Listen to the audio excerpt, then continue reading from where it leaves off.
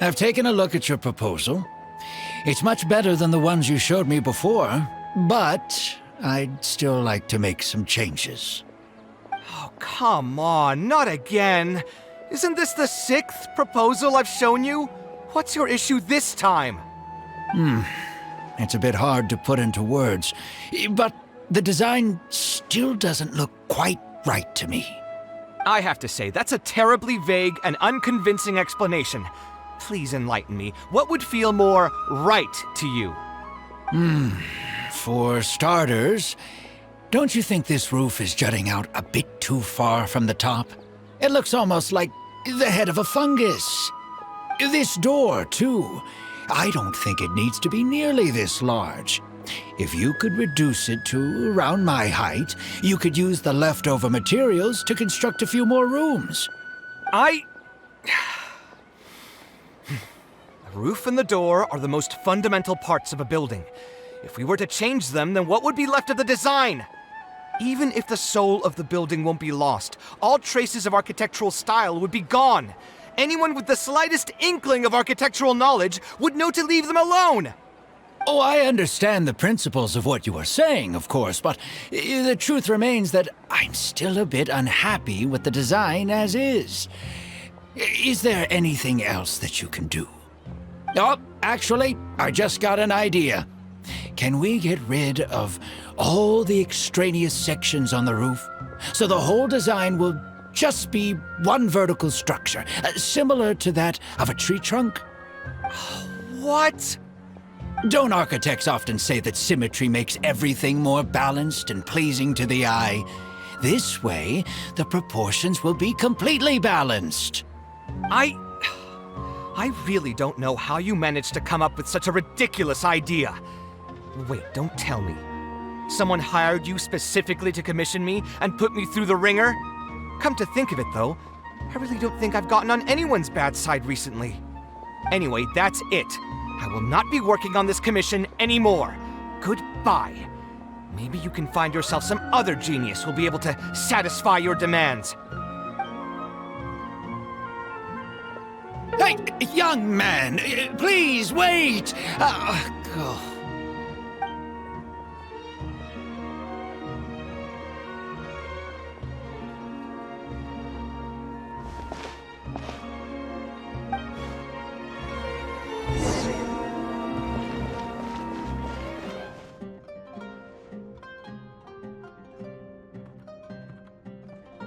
Taking this commission was truly the worst decision ever.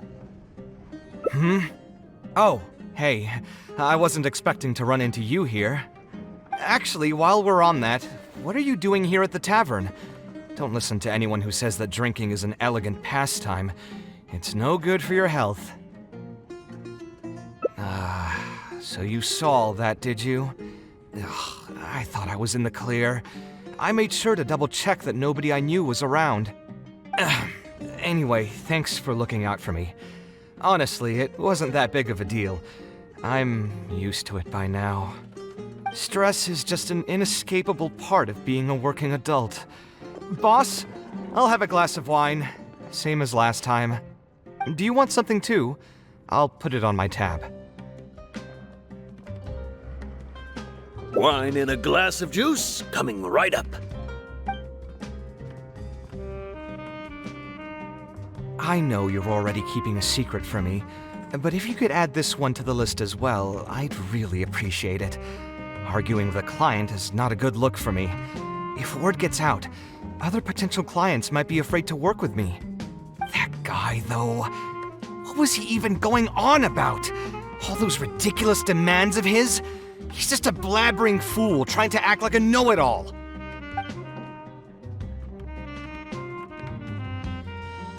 Another glass, please, boss. I'm not leaving today till someone has to carry me out. You've got it, sir. I gotta say, though, it almost feels like you're saying that every other day now. It really is every other day that you'd run into a client who knows nothing about construction requirements or architectural style. If this was in the past, I'd never have gone through 6 whole drafts trying to accommodate the client's preferences. But perhaps getting used to this just means that I've grown numb to it. I've worked on so many projects since graduation, and none of them have been approved at the first pass. I would spend a lot of time altering my designs, and by the time the clients were finally satisfied, all my passion and enthusiasm would be gone. It feels like I'm straying further and further from my artistic vision with every change I have to make. I suppose, though, that just sticking to your guns and completely disregarding other people's feedback would also not be a good thing. All of this makes for a real paradox, one that particularly crops up in my work, too. In the end, what is the true meaning of art? Should I see it as a divine gift of inspiration from the gods, or an expression of the light of my own wisdom? Here's your drink. How are you already spouting nonsense after just one glass? Your tolerance is usually much better than that. Boss, what do you think is the meaning of art? The meaning of art? Really, my friend, who in Sumeru understands art better than you? Anyway, I don't know about art, but I do know that I'm interested in business, and some patrons are waiting to be served. So, you'll have to excuse me for now. Just holler if you need anything. What do you think, traveler? Yes, art shouldn't be self-indulgent entertainment saved for the elite. Let's say that I built a house for someone. If they don't like how it looks, then no matter how brilliant it may appear to me, they won't be happy with it. The problem is that it can be very difficult to get validated by others.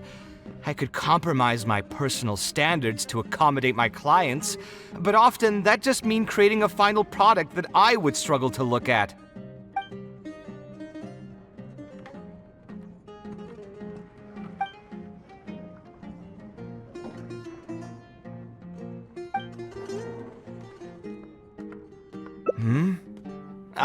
Thanks for offering, but you've seen how he is. He's not going to listen to anything I say. He understands nothing about my design, and all the suggestions he made were as if he just wanted to mock me. Okay, it is possible that I was just jaded by my frustration. Well, given I'm already on my 6th draft, I can probably push myself to make a 7th. Let's go have another talk with him. I know where we'd be able to find the guy. There's no time to waste. The wine can wait until another time.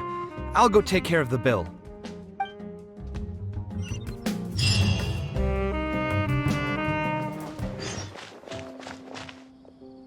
Kaveh, what are you doing here? I've changed my mind. I was overreacting earlier. Can we try discussing the project some more? My apologies as well. Now that I think about it, some of my requests were indeed a bit unreasonable. If I choose you to create the design for my project, I should have a bit more faith in your vision. Thank you for understanding. Mutual trust is the basis for good communication. Now that we've got that out of the way, I think we can have a more productive conversation. To be perfectly honest, your commission request has been the most peculiar one I've ever received. Even now, I still know nothing about the building's intended purpose. All I know is that you want to build something in the desert for public use. I am aware that overly specific requests will restrain the architect's artistic freedom. However, knowing nothing about the intended purpose of the building also means I have no idea if I'm on the right track. I've produced several draft proposals for you to choose from, and you've rejected every single one.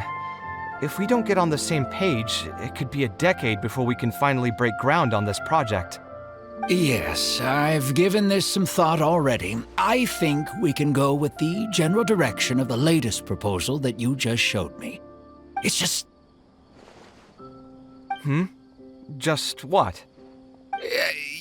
Putting the building design aside, can we get some less expensive materials for the floor tiles? Yeah, I know someone in the business, and the red bricks he sells can go for pretty cheap. The timber here as well. We should be able to find some substitutes. Please give me a moment. My head's starting to hurt again. Just Please hold on for a second. So, let me get this straight. You want to reduce the cost of the project, right? But if we implement your suggestions, then I'm afraid we have to scrap the entire design. Architectural design cannot be neatly split into discrete parts.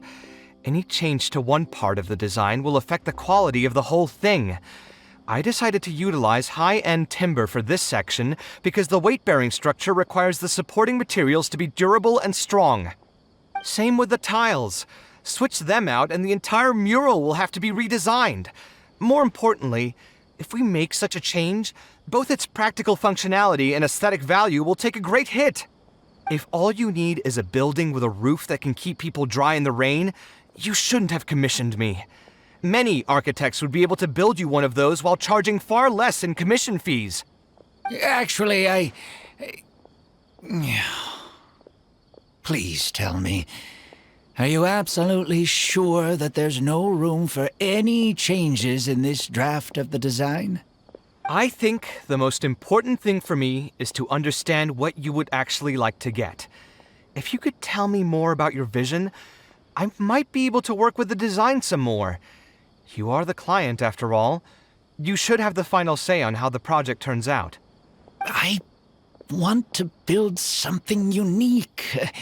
Something quiet and warm inside. A refuge that can block out the world outside. I want all who enter this building to be able to temporarily forget everything that's going on outside of the building and just focus on their task at hand. That's a bit more information than last time, but it's still extremely vague. To put it another way, every rich person who wants to build a mansion for themselves would request something like this. We've gone through many proposals, and this draft is already the cheapest one. Cutting costs by substituting building materials will not only detract from the overall effect of the building, it also won't save you much more in the grand scheme of things. Thank you for giving it so much thought. Please give me some more time to mull over the budget. I'll get back to you once I've figured out a solution. I still have a few business meetings that I must attend, so I'm afraid I'll have to leave for now. You can just leave the proposal as is. I'll get in touch once I've given it some more thought.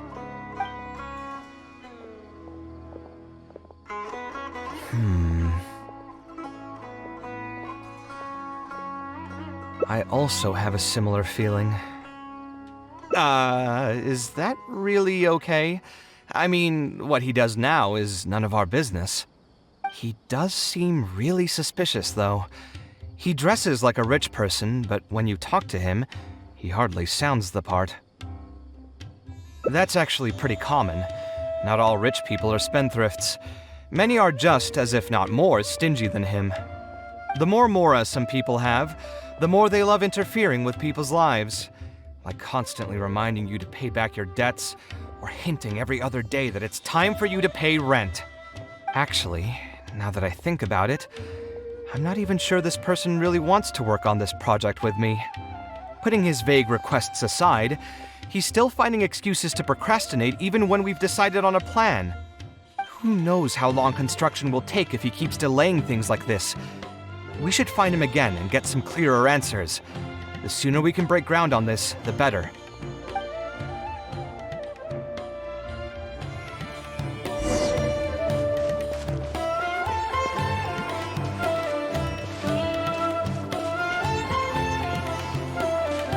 Huh? Where did he go? I could have sworn he went this way. Let's keep looking.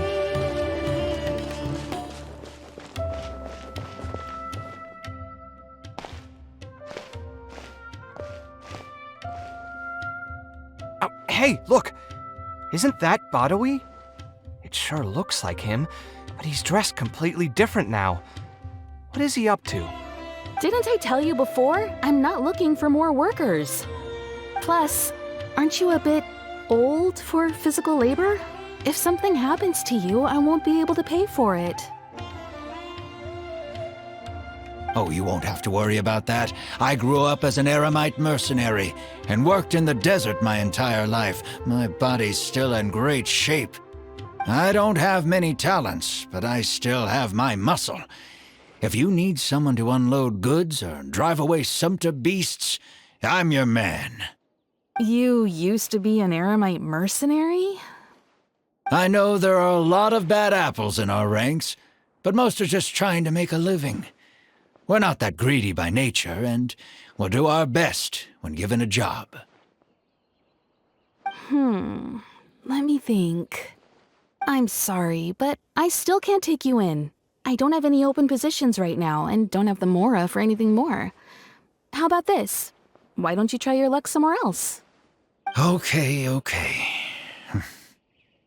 He used to be a member of the Eremites? Huh. From the way he was dressed, I would have thought he was a merchant from the rainforest. Let's ask him about it.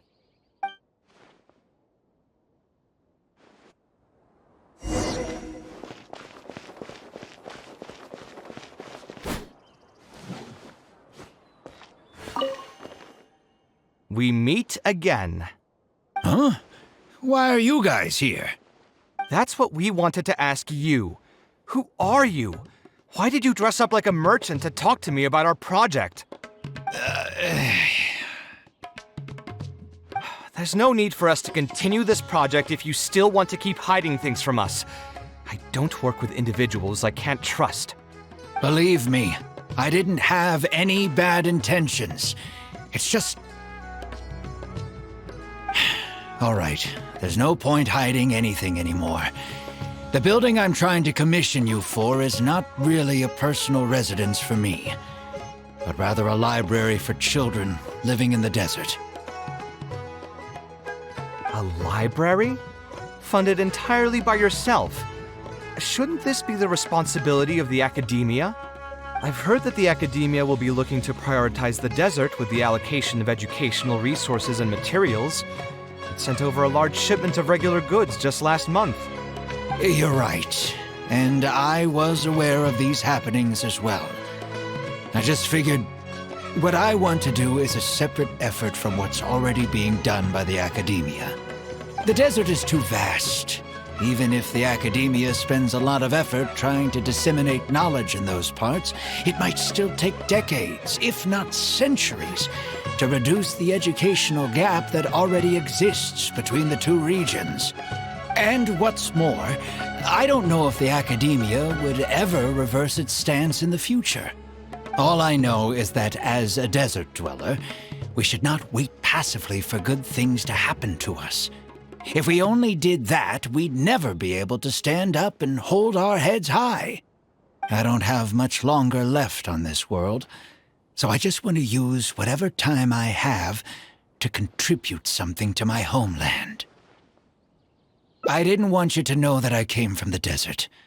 I've lived in the desert my entire life, and there wasn't anyone here that I could trust. I figured I needed as much safety as I could get. To the point that you even disguised your identity? That's certainly taking playing it safe to the next level. Hold on. Don't tell me you've also been scammed before. When I first came to Sumeru City, I brought a lot of mora, hoping to find an architect that I could work with. Someone agreed to take on the project, and even took a sum of mora from me, but then disappeared without a trace. After that, I heard that there are a lot of untrustworthy people in this business. Some would run as soon as they've been paid, while others would deliberately use expensive materials and take a cut of the construction funding. I spent a while collecting information in the city, and eventually learned that you're the most famous architect in all of Sumeru. I figured that you wouldn't need to make mora by scamming people, so I decided to reach out to you. By the way, how did you know I was scammed? I don't think I've ever mentioned that to anybody. Just a hunch. A while ago, I accepted an offer to work on a project in the desert, and was also scammed out of a large sum of mora. I ran into someone who was living in a pretty run-down house. I noticed a load-bearing wall on the verge of collapse, and suggested that I build a new house for him. He said that he had no way to pay for it, so I loaned him some of my own mora, and told him to get some stone and timber from the local vendors. Soon after that, I found out that he had gone gambling with all the money, and lost everything, down to the last coin. And after that, he even borrowed mora from me twice more, using a different excuse each time. I didn't even suspect him of any wrongdoing until he hired a group of mercenaries and tried to ambush me in his own house. According to him, I looked like an easy target because I was an academia scholar who didn't have any family or friends in the desert. What kind of person would just look at someone else and think, this guy looks like an easy target? Those kinds of things do happen every once in a while, yes. Folks like him are the exact reason why us desert dwellers' reputation have gone down the drain. I must apologize to you on their behalf. It's all right. You were also scammed by someone from Kasharwar after all. I should apologize to you on their behalf. Ultimately, neither of our experiences had anything to do with the desert or the rainforest. People who are new to an area are always easy targets for criminals. Yeah, you'll find both good and bad people everywhere. I can't understand the logic of those who like to take advantage of others, but I have to accept their existence as a fact of life. Anyway, I digress. Let's return to the topic at hand. Did you keep rejecting my designs because you thought I was deliberately using expensive materials to take a cut as a middleman? That's what I was afraid of initially, yes. I eventually understood that you weren't out to cheat me. But unfortunately, I still don't have nearly enough mora to pay for the design you proposed. I've done the math and know that we should be able to make it if we cut some corners. However, after our conversations, I can see that you're passionate about your design, and I'm quite fond of the proposal as well. So, I decided to try and see if I can afford your proposal as is. I've been looking for work every day, and in another month, I should be able to cobble together enough mora to meet the budget. By cobble together, you mean you're going to spend your entire life savings on this project? But then, what will you do if something unexpected comes up, and you find yourself stuck with no emergency fund? To be honest, I haven't really thought about that.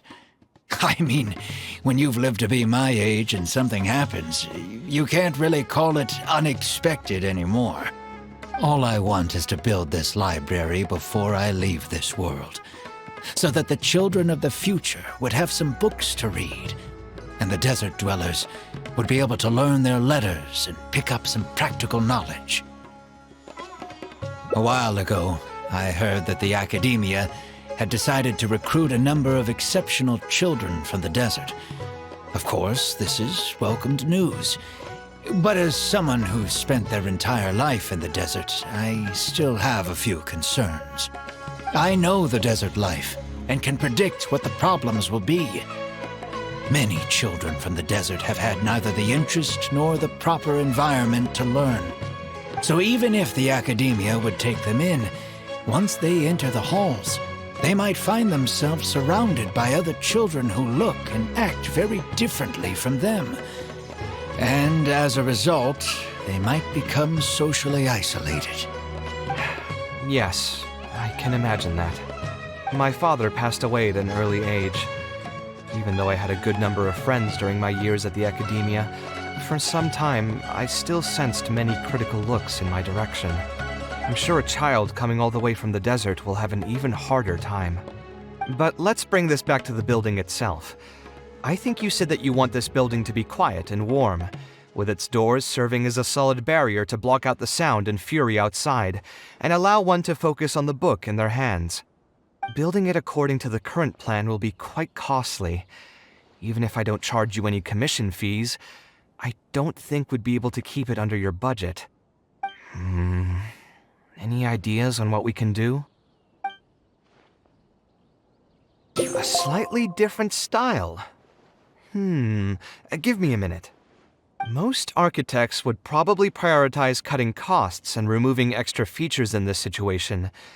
Indeed, converting the building into a simple bungalow would solve most of our problems. However, I do not think this would be the best solution.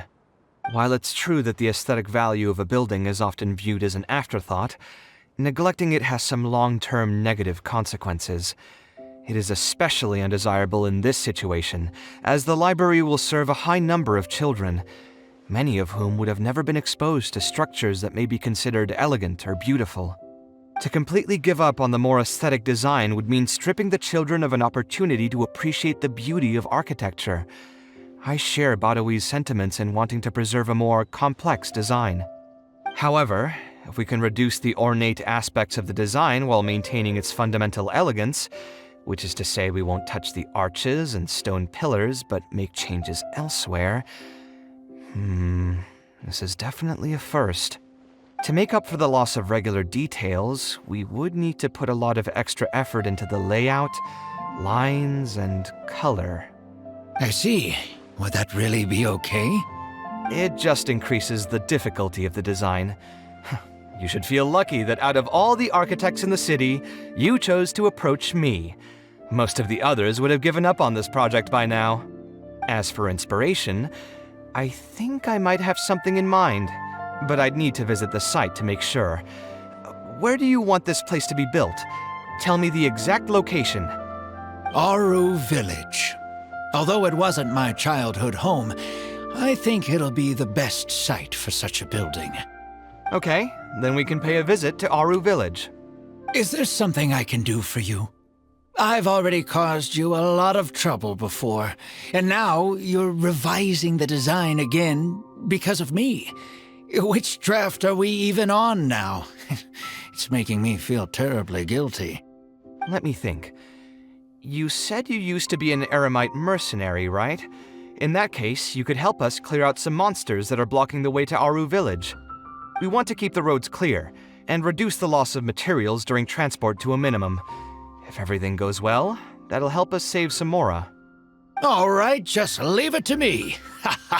If there's anything I'm good at, it's clearing out monsters. What are you waiting for then? Let's pack up and get ready to go.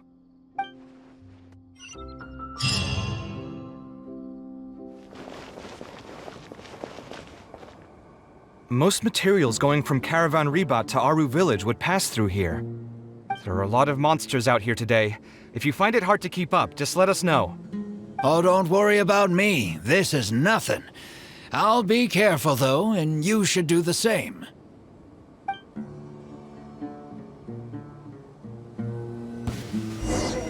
Site clear! Now you shall perish! There is no escape! Ha! Ha! Ha! I hear everything! One thing after another!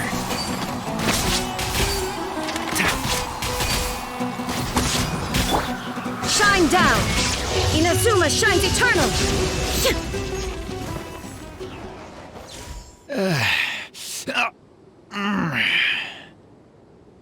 I'm fine.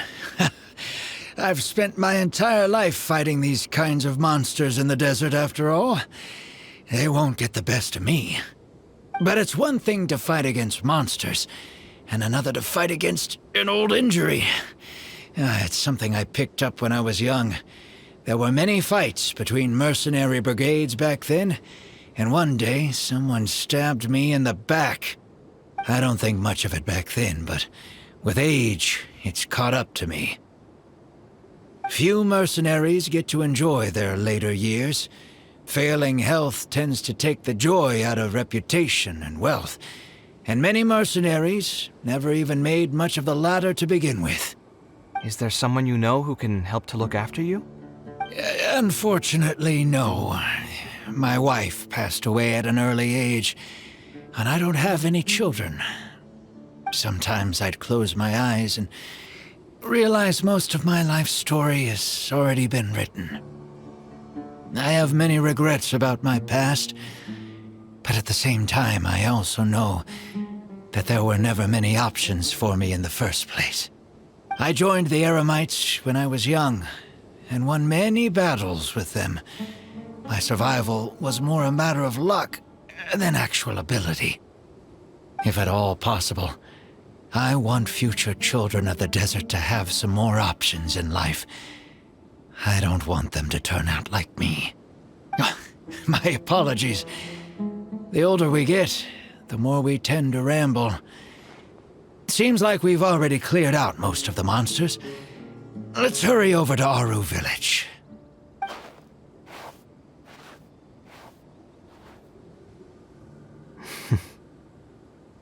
I think it's really admirable of him to spend his whole life's savings on people he's never met.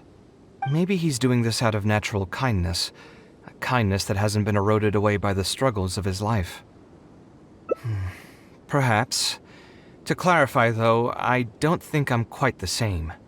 Some people call me an idealist. I do have some sentiments of that general persuasion, such as wanting everyone to be able to lead a happy life. But my situation is more complex than that. In the beginning, what drove me to harbor those thoughts was less idealism and more a desire to make up for a sense of guilt. When I was young, I impulsively encouraged my father to take part in the first Inter-Darshan Championship hosted by the Academia. He set off confidently hoping to win something for me, but failed to clinch the title. What's more, he fell into depression after the competition and requested to join an investigative research project in the desert. I never saw him again. Word has it that he got caught in quicksand.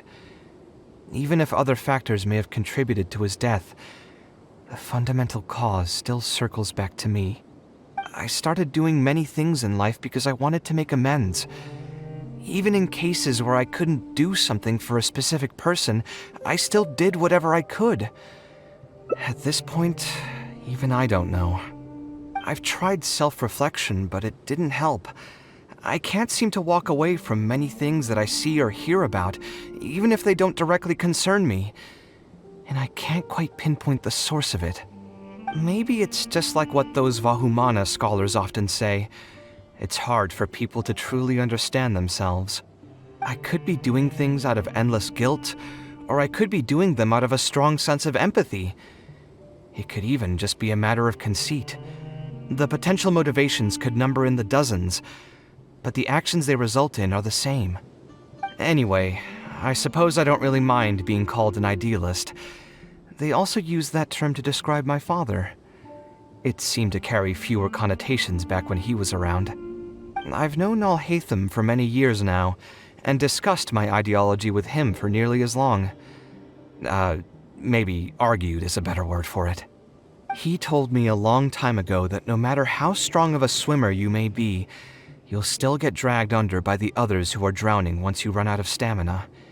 He believes this is the fate that awaits all idealists. I still believe I should live by my ideals, and I've given him countless reasons why I think it's a good idea to do so. Perhaps my ideals are flawed, but are there really any perfect things in this world? Unfortunately, he remains unconvinced. His personality is the exact opposite of my own. If someone happens to drown next to him, he'll most likely stand on the shore and mumble something along the lines of respecting other people's fates. But as you can see, I'm not the only idealist in the world. Just as there are different seasons, there are also different people. There are many others who will continue to care about the fates of those who are not directly related to them. And when I finally run out of stamina, someone will also reach out and bring me back to shore. Someone will help me, right? Yes, I've already been helped like that before. Oh, please. It's not like we're actually talking about swimming. Also, just so you know, I actually took a swimming elective back in the day. Don't underestimate my skills. Either way, I'm feeling much better than when you first found me at the tavern. I can feel inspiration already welling up inside of me. Maybe this will be just the opportunity I needed to create a whole new style. All right, let's head to Aru Village.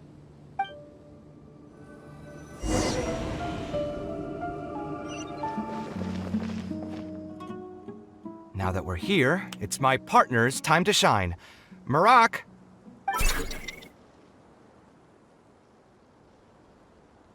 Oh, what's this? My toolbox. I built it using an ancient mechanical core. It's not too smart, but it's super useful and can help me with a variety of tasks.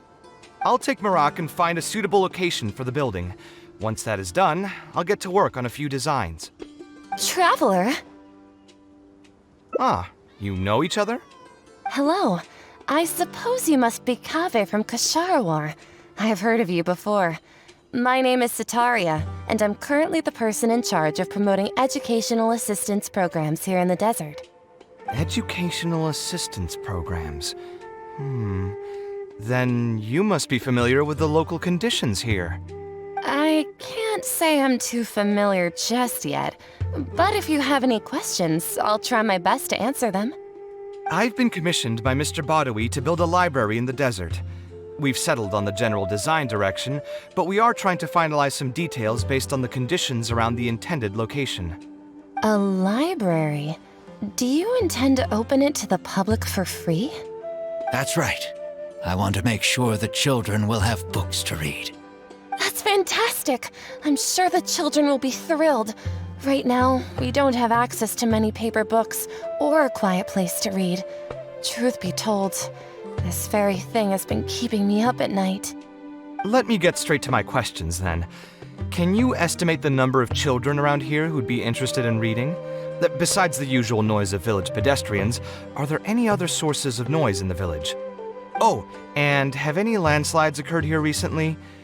And also, where are the spots around the village that have been most affected by wind and erosion?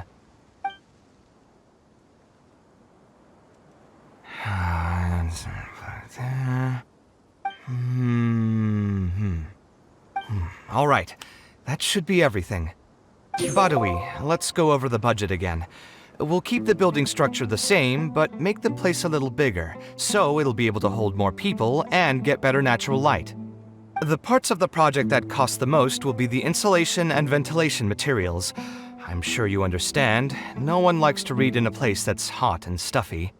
I want to make significant changes to the arrangement of the bookshelves, tables, and chairs. I'll go over the specifics of that shortly. I have two plans in mind. Both are pretty minimalist in style, but will provide a very different ambiance from the world outside. Our final cost should be around 70% of the last figure I quoted. The whole thing should take around half a year to complete. Marak has produced a sketch for all of you to see. If everyone's okay with it, then we'll proceed with that as the formal plan. The inspiration just came to me naturally. All I did was put thoughts to paper. I must give you credit, though. If it weren't for your advice and suggestions, I probably wouldn't have landed on this new style so quickly. According to the traditions of my profession, I should probably name this style after you. Let's call it the Traveler style. In the meantime, let's look forward to the day when this building is completed and can finally open its doors.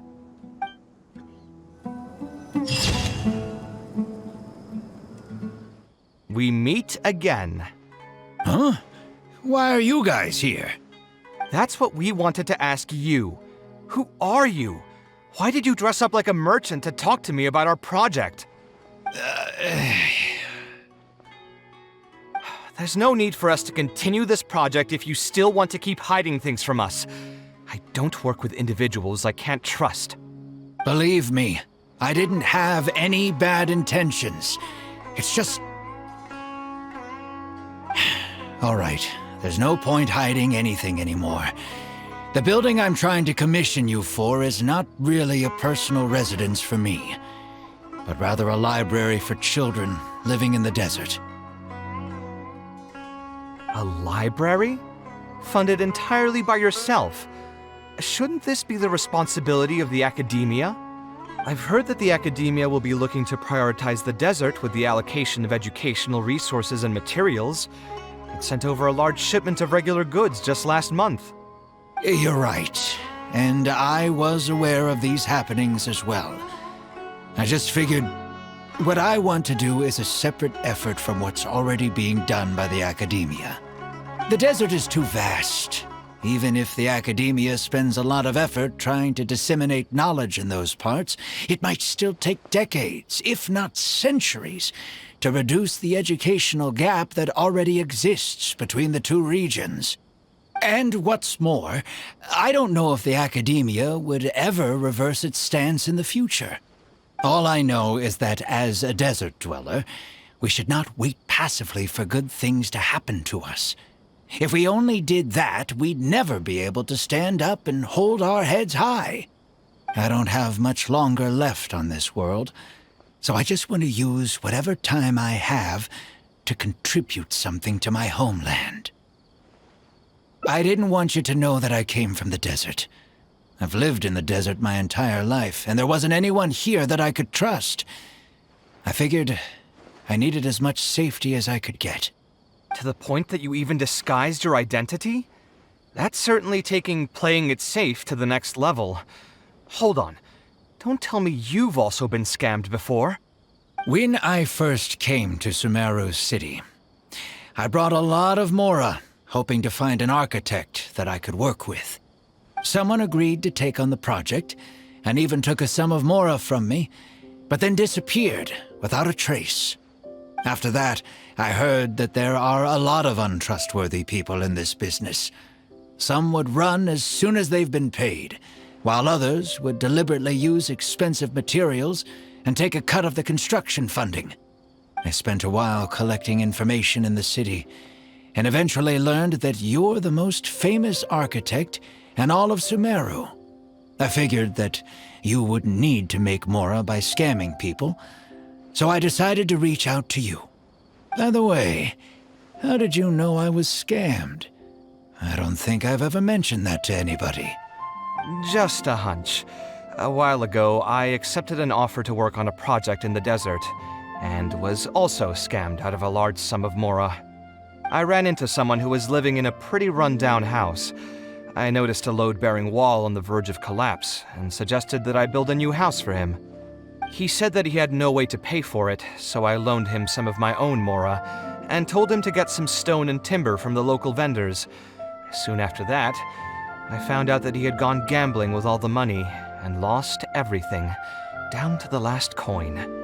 And after that, he even borrowed Mora from me twice more, using a different excuse each time. I didn't even suspect him of any wrongdoing until he hired a group of mercenaries and tried to ambush me in his own house.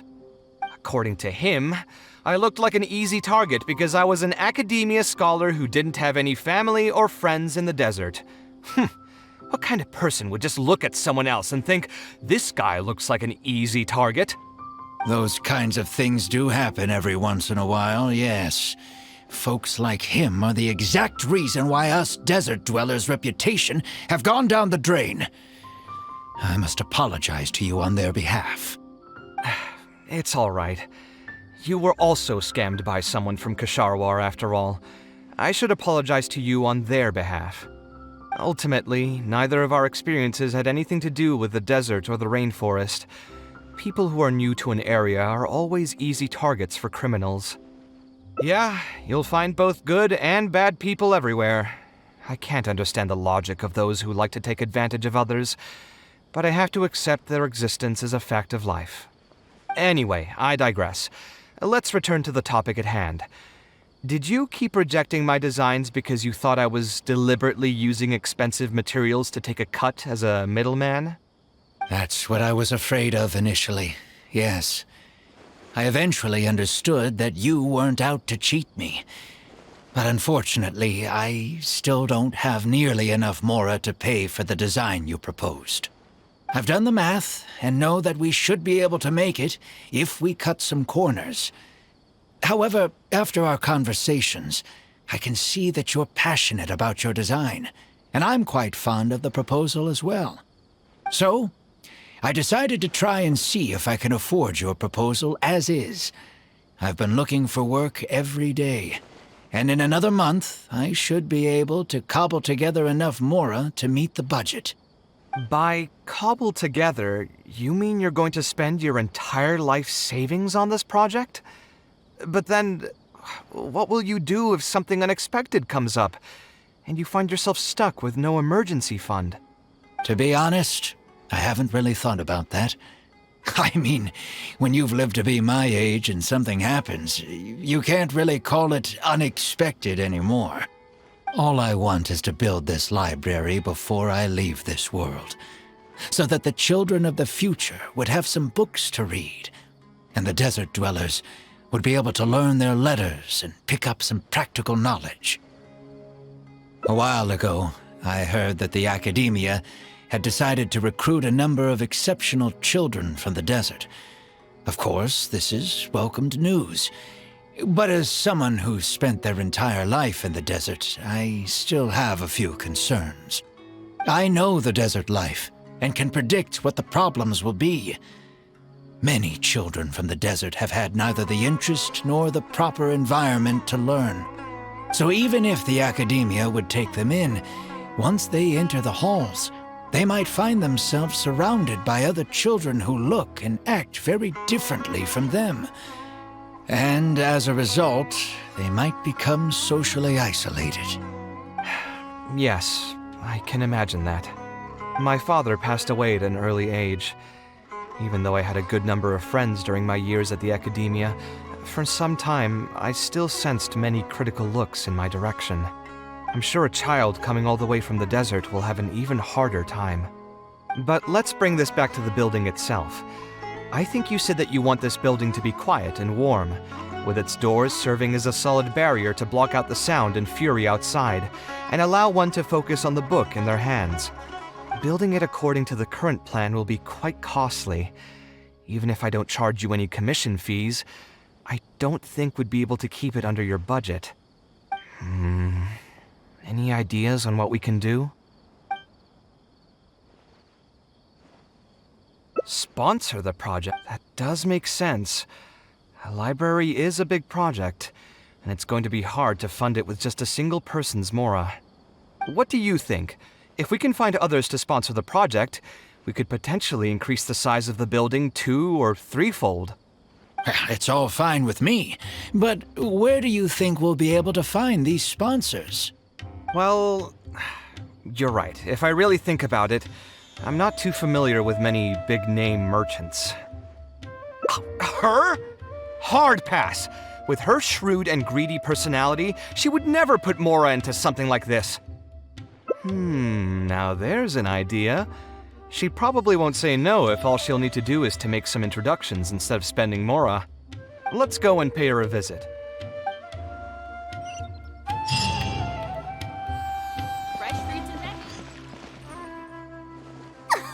Oh, now here are some unexpected guests. What brings you to the Palace of Alcazar's Ray? When I saw Kaveh, I almost thought it must be that time of month again. Sadly for me, I must wait a few more days before I can collect my shiny Mora. Hey, can't you think of something else for a change? You are literally living in an objet d'art, and yet your mind is still fixated on nothing but Mora? What is the point of wealth, anyway? Is your happiness entirely dependent on your hoard of cold, emotionless Mora? That's exactly right. Mora is extremely valuable, you see. If you don't keep your mind on it, your Mora may just find its way to somebody else's pockets. If you ask me, this place is still way too empty. Just give me some time and I'll fill it to the brim with lots and lots of Mora. You're hopeless. Oh, so you have an actual reason to visit me? All right, let's hear it. Merchants? Why? Is there some kind of business opportunity? Oh, I see. So you're just looking for someone to help you fit the bill. I knew you wouldn't be interested in something like this. Still, you wouldn't refuse just making some introductions for us, would you? Sure, I can connect you with some folks, but with every service comes a fee, you know. A fee? You mean just for introductions? Of course! Making introductions means using my connections and putting my reputation on the line. Why wouldn't I charge a fee for something so important? Since we've known each other for so long, though, I'll give you a huge returning customer discount. How about 500,000 Mora? 500,000? I guess that's okay. But why are you charging a fee before we've even secured any funding? That just doesn't seem right. Besides, by helping us out, you'd be doing a great service to the public. Can't you take your mind off your Mora even for just 1 second and focus on something far more important?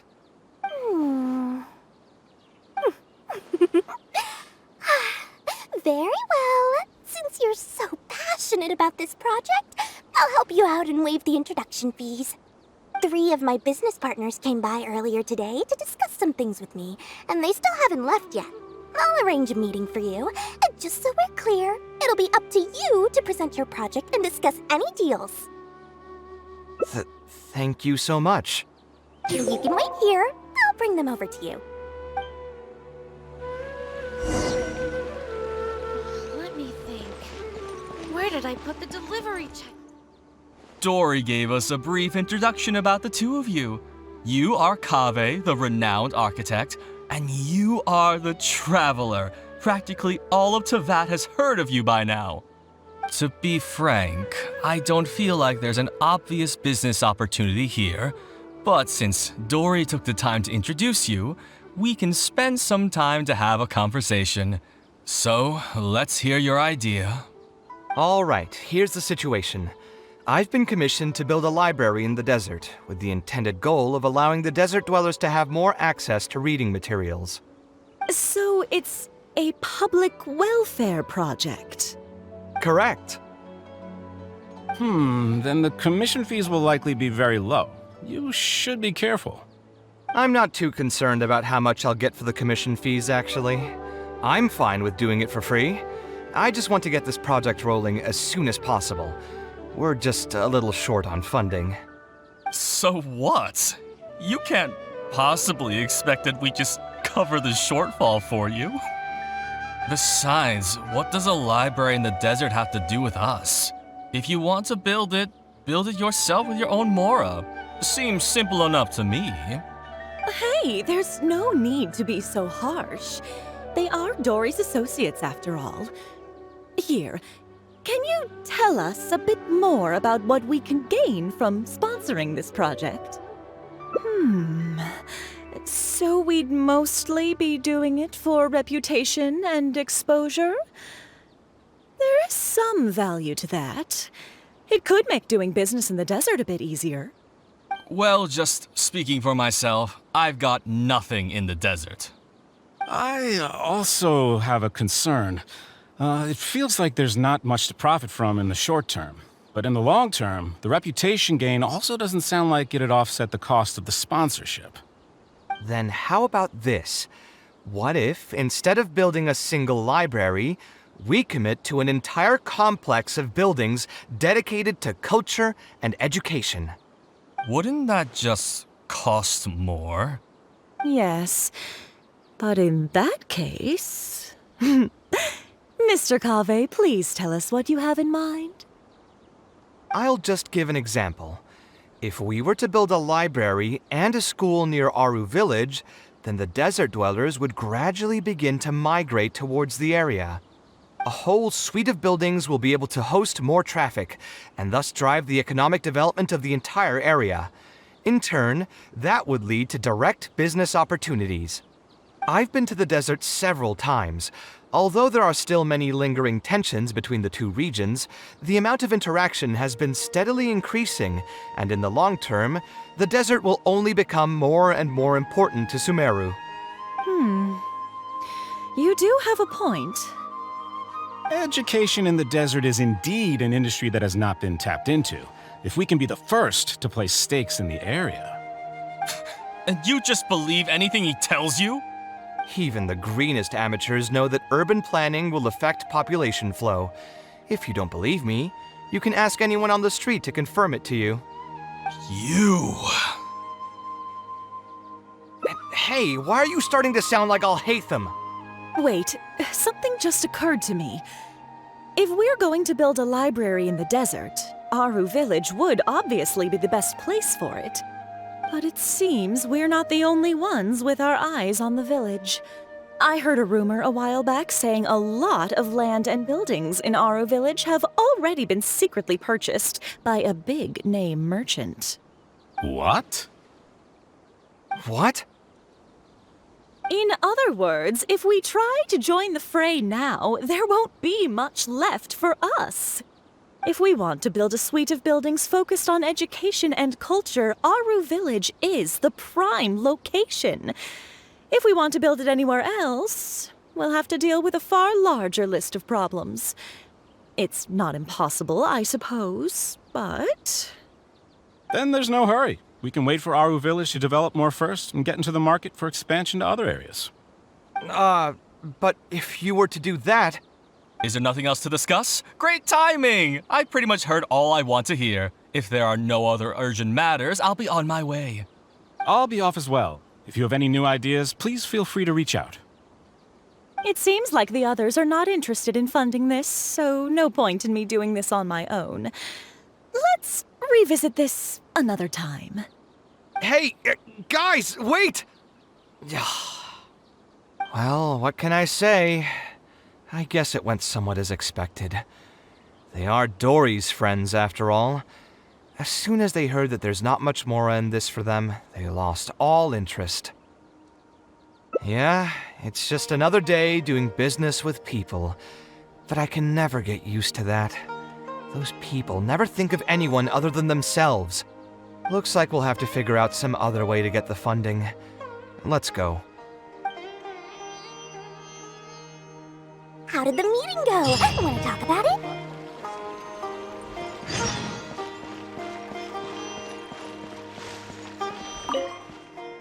Oh, where did all that passion go from earlier, I take it you weren't able to find a sponsor for your project?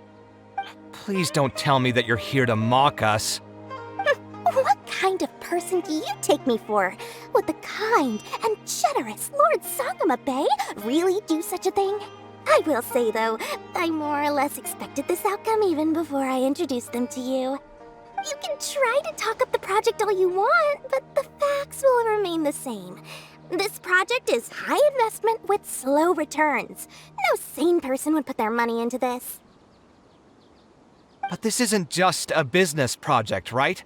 Also, if you already knew no one would want to partner with us, why did you still try to charge me 500,000 mora? You scammer!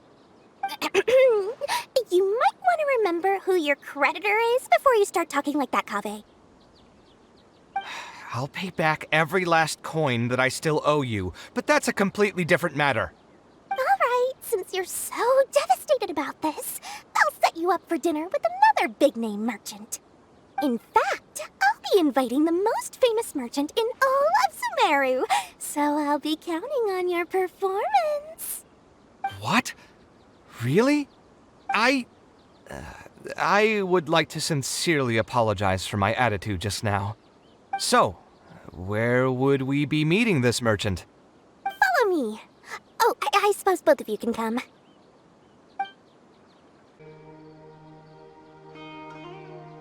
This is the place.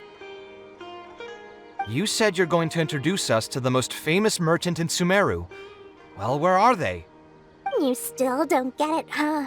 The most famous merchant in Sumeru... Huh? So you meant yourself all along?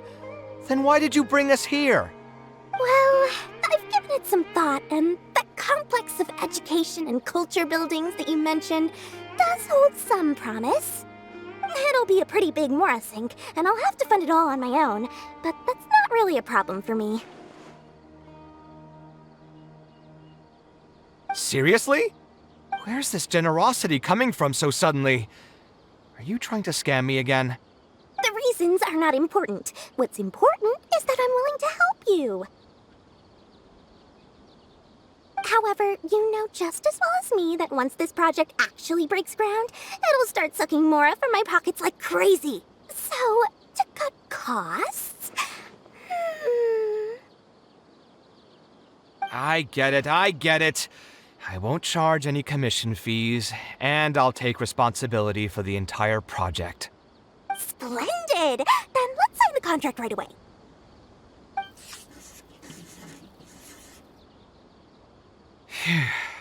This way, the children of the desert will have some books to read. Their lives should improve a bit after this.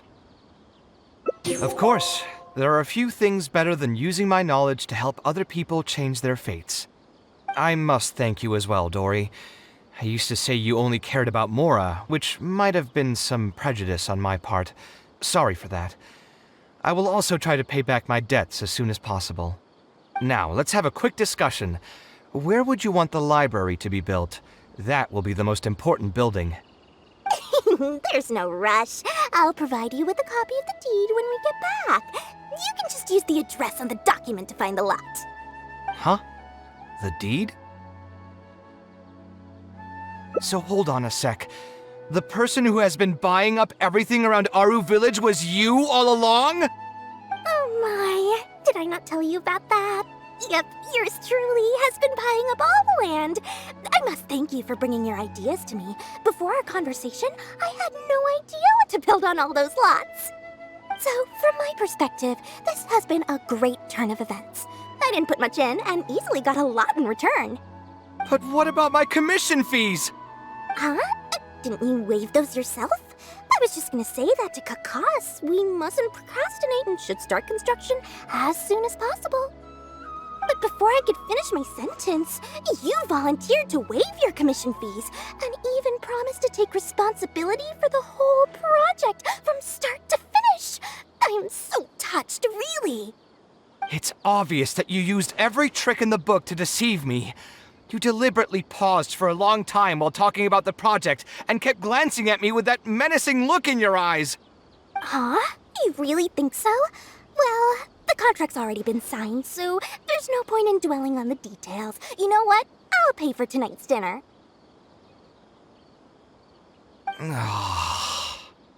Fine, I'll drop the argument on the commission fees. But since you said you're paying for dinner, I'm going to order the best dishes and booze this place has to offer, and lots of it. Tonight, we're feasting until I've recouped my full commission fees.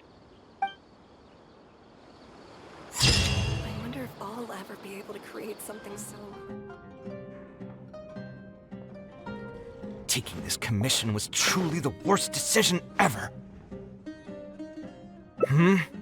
Oh, hey, I wasn't expecting to run into you here. Actually, while we're on that, what are you doing here at the tavern? Don't listen to anyone who says that drinking is an elegant pastime. It's no good for your health. So you saw all that, did you? Ugh, I thought I was in the clear. I made sure to double-check that nobody I knew was around. Anyway, thanks for looking out for me. Honestly, it wasn't that big of a deal. I'm used to it by now. Stress is just an inescapable part of being a working adult. Boss, I'll have a glass of wine, same as last time. Do you want something too? I'll put it on my tab. Wine and a glass of juice coming right up. I know you're already keeping a secret from me, but if you could add this one to the list as well, I'd really appreciate it. Arguing with a client is not a good look for me. If word gets out, other potential clients might be afraid to work with me. That guy, though, what was he even going on about? All those ridiculous demands of his? He's just a blabbering fool trying to act like a know-it-all.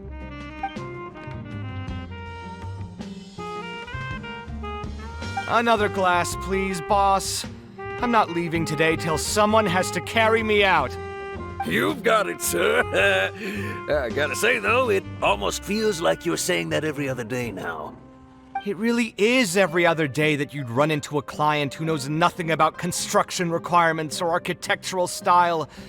If this was in the past, I'd never have gone through 6 whole drafts trying to accommodate the client's preferences. But perhaps getting used to this just means that I've grown numb to it. I've worked on so many projects since graduation, and none of them have been approved at the first pass. I would spend a lot of time altering my designs, and by the time the clients were finally satisfied, all my passion and enthusiasm would be gone. It feels like I'm straying further and further from my artistic vision with every change I have to make. I suppose, though, that just sticking to your guns and completely disregarding other people's feedback would also not be a good thing. All of this makes for a real paradox, one that particularly crops up in my work, too. In the end, what is the true meaning of art? Should I see it as a divine gift of inspiration from the gods? Or an expression of the light of my own wisdom? Here's your drink. How are you already spouting nonsense after just one glass?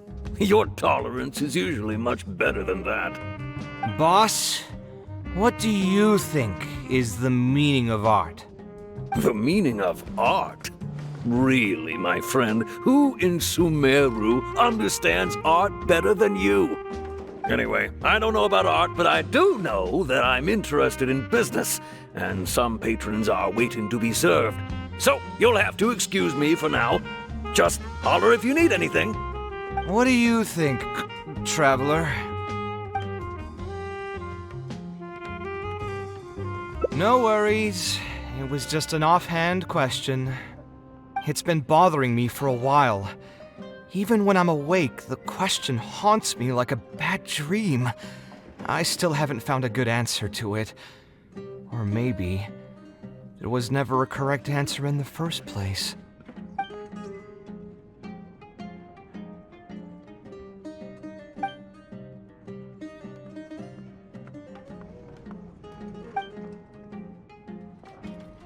Sounds great to me. I don't even want to think about this project anymore. But what should we do? It's probably not a good idea to just drink until I pass out here. Huh? Where did that come from? I mean, it's not like it's some kind of secret. You probably already know some bits and pieces of my past. My mother is also an architect. I've always adored her drawings, and when I was young, I used to sit next to her and watch her bring all kinds of buildings to life on paper. Perhaps. In fact, I have also seen my mother argue with her clients, but she would always quickly find the motivation to return to her work. Unfortunately, I've barely had any contact with her since she remarried and moved abroad.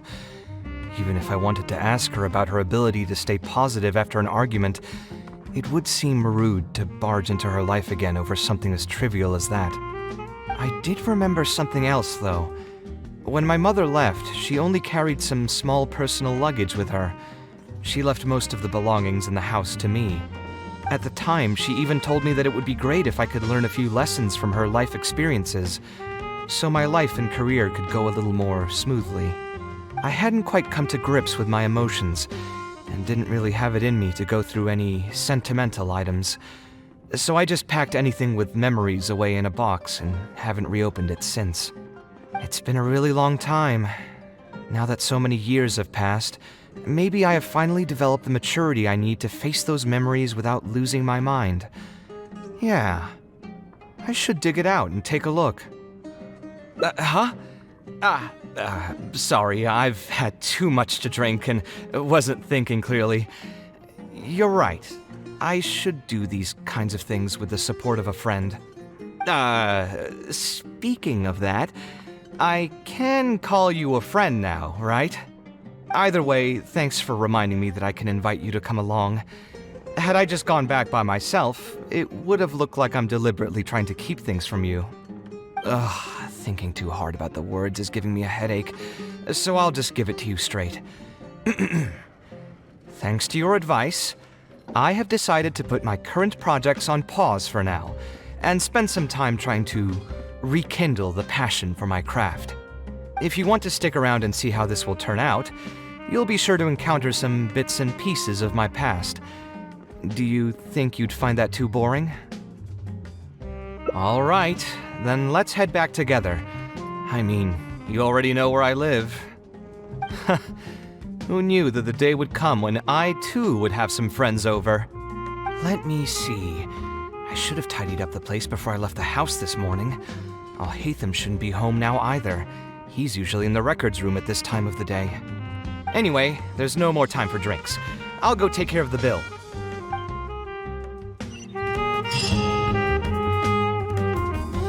Al-Haytham isn't in, so feel free to sit wherever. I'll bring out the box.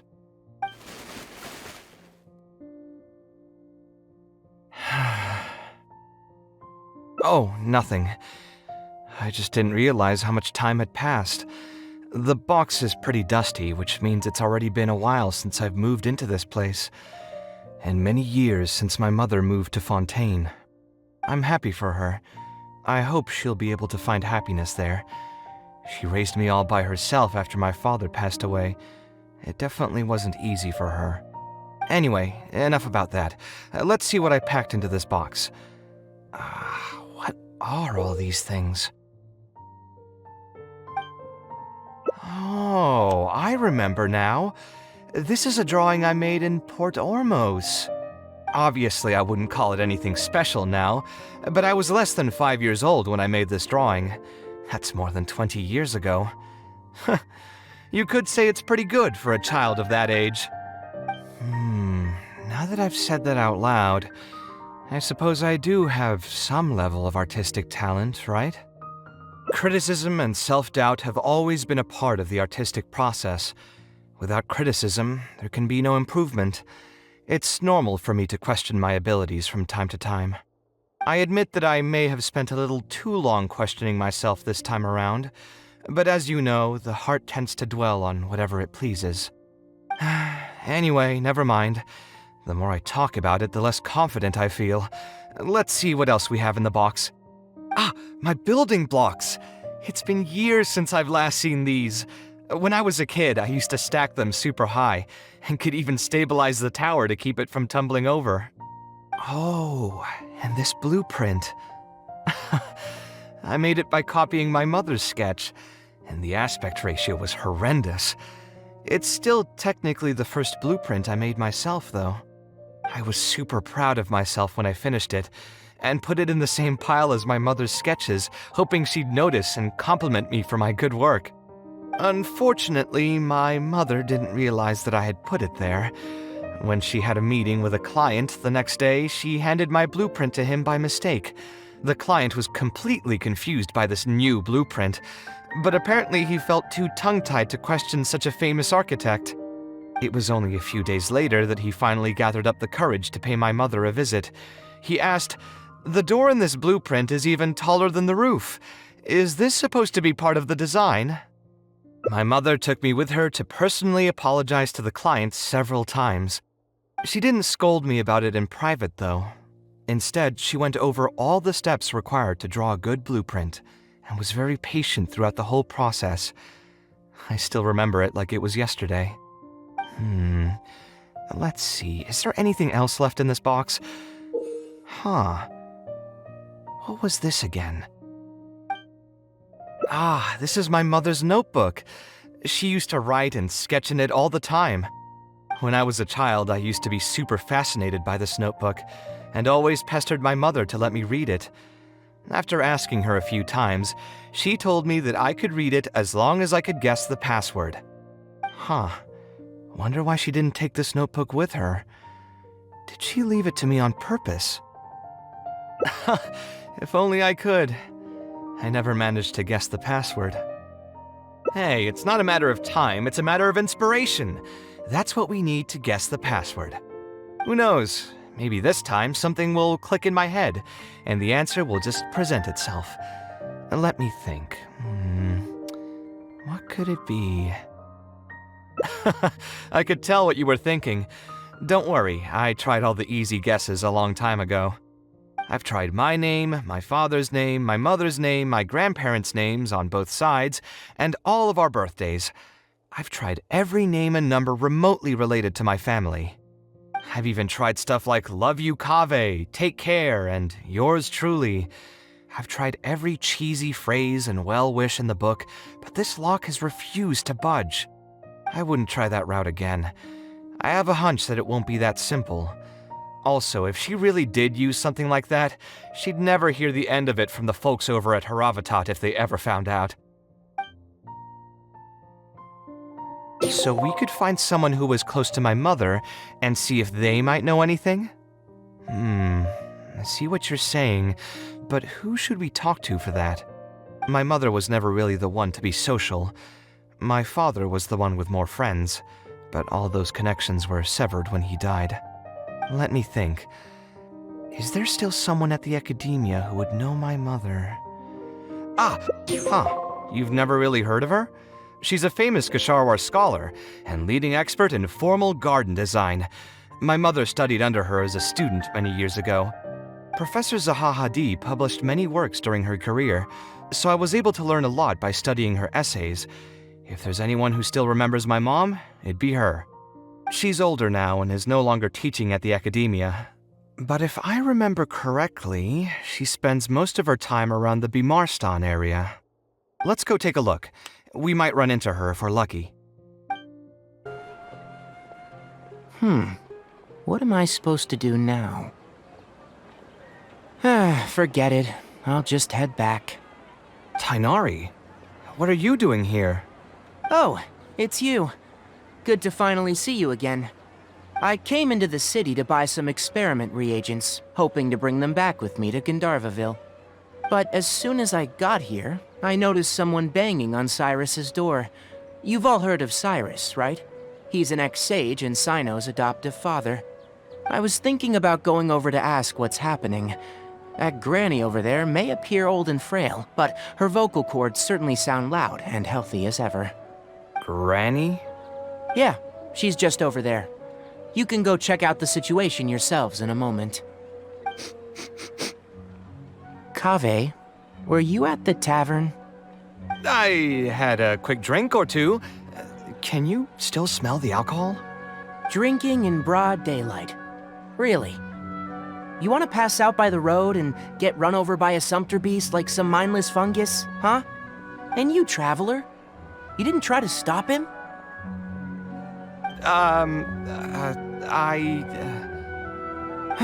You look like a wreck, Kaveh. What happened? Are you feeling down again? You know what? I'm hosting a meal at Pardistii tomorrow evening. Do you want to come? Huh? Oh, I had no idea. Let me think for a moment. I'll come if I can find some time. All right. Then I'll plan on reserving 2 seats for you. I'll be heading back to Gandharvaville for now. I have a feeling that argument over there is going to continue for quite some time. It might be best if we don't get involved. A granny who lives nearby. Let's go take a look.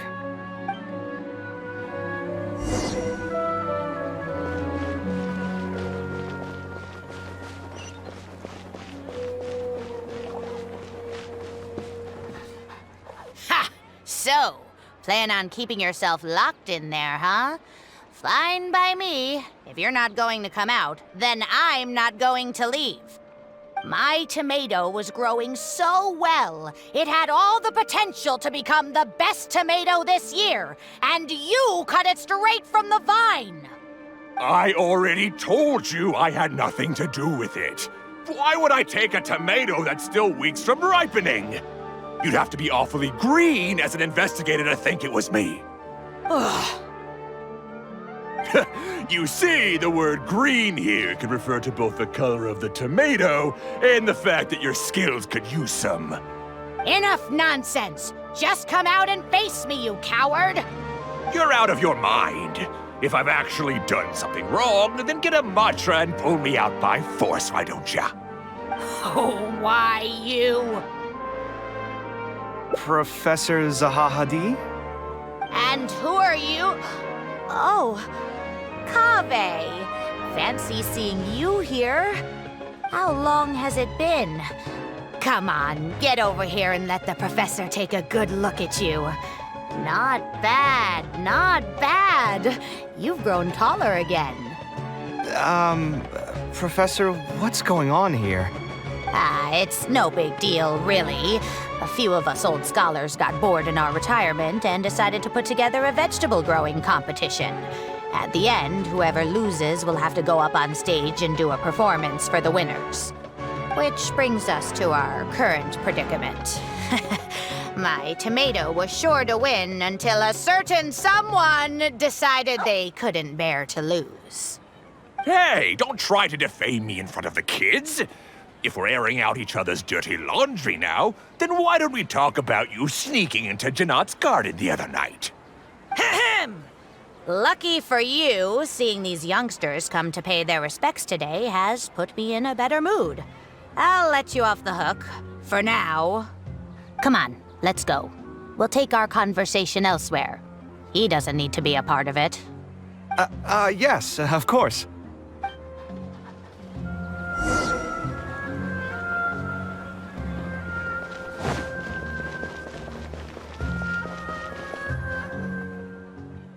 Is Faranak still doing well?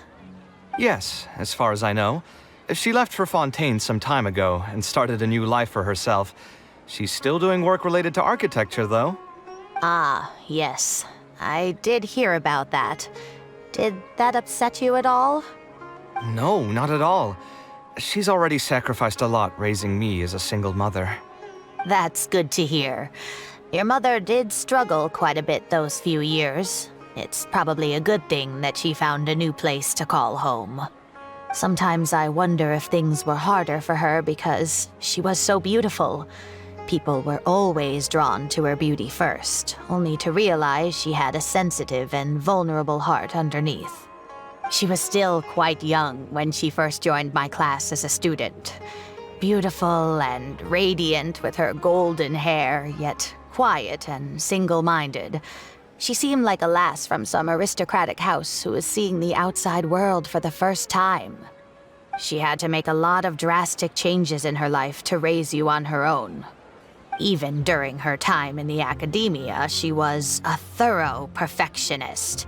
If she was unsatisfied with something she had made, she'd insist on redoing it, even if I was perfectly happy with it.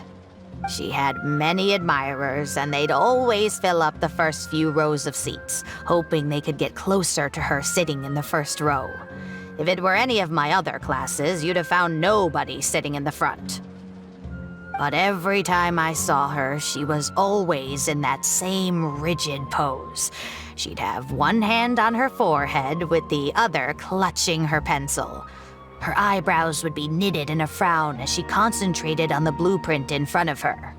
I'm sure she had many difficult moments in her life. How did she cope with the stress? I'm not too sure. She never talked about such things with me. She rarely opened up to other people, you know. I do remember one time, though, when she got into a heated argument with a friend. She said something I found very memorable. She said, "True art cannot be understood, but as an artist, I wish some people could understand its meaning and value." If you ask me, that's probably the greatest source of pain for geniuses of their craft.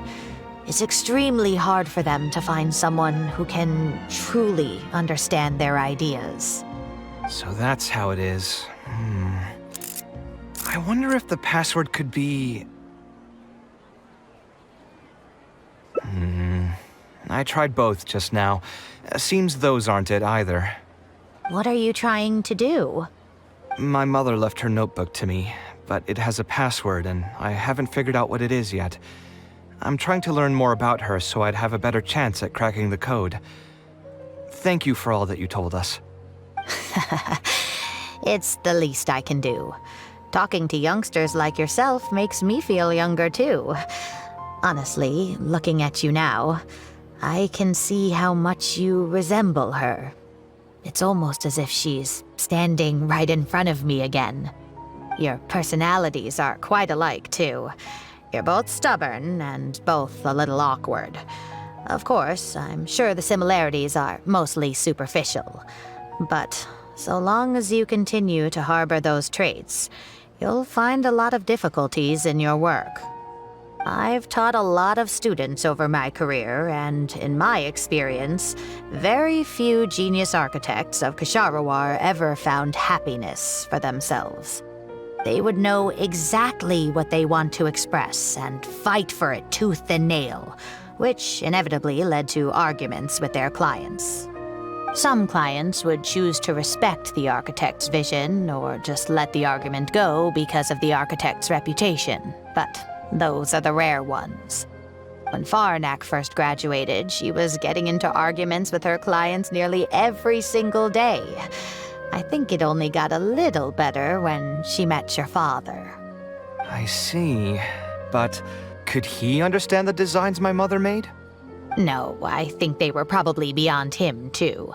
But despite that, he still stayed next to her, listening to her joys and sharing in her sorrows.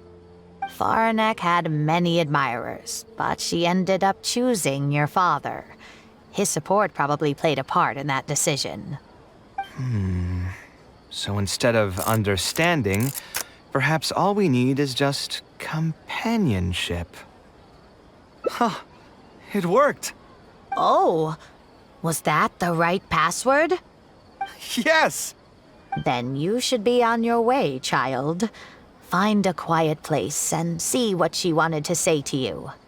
Being the awkward person that she is, I suppose there were many things that Faranek could never say out loud.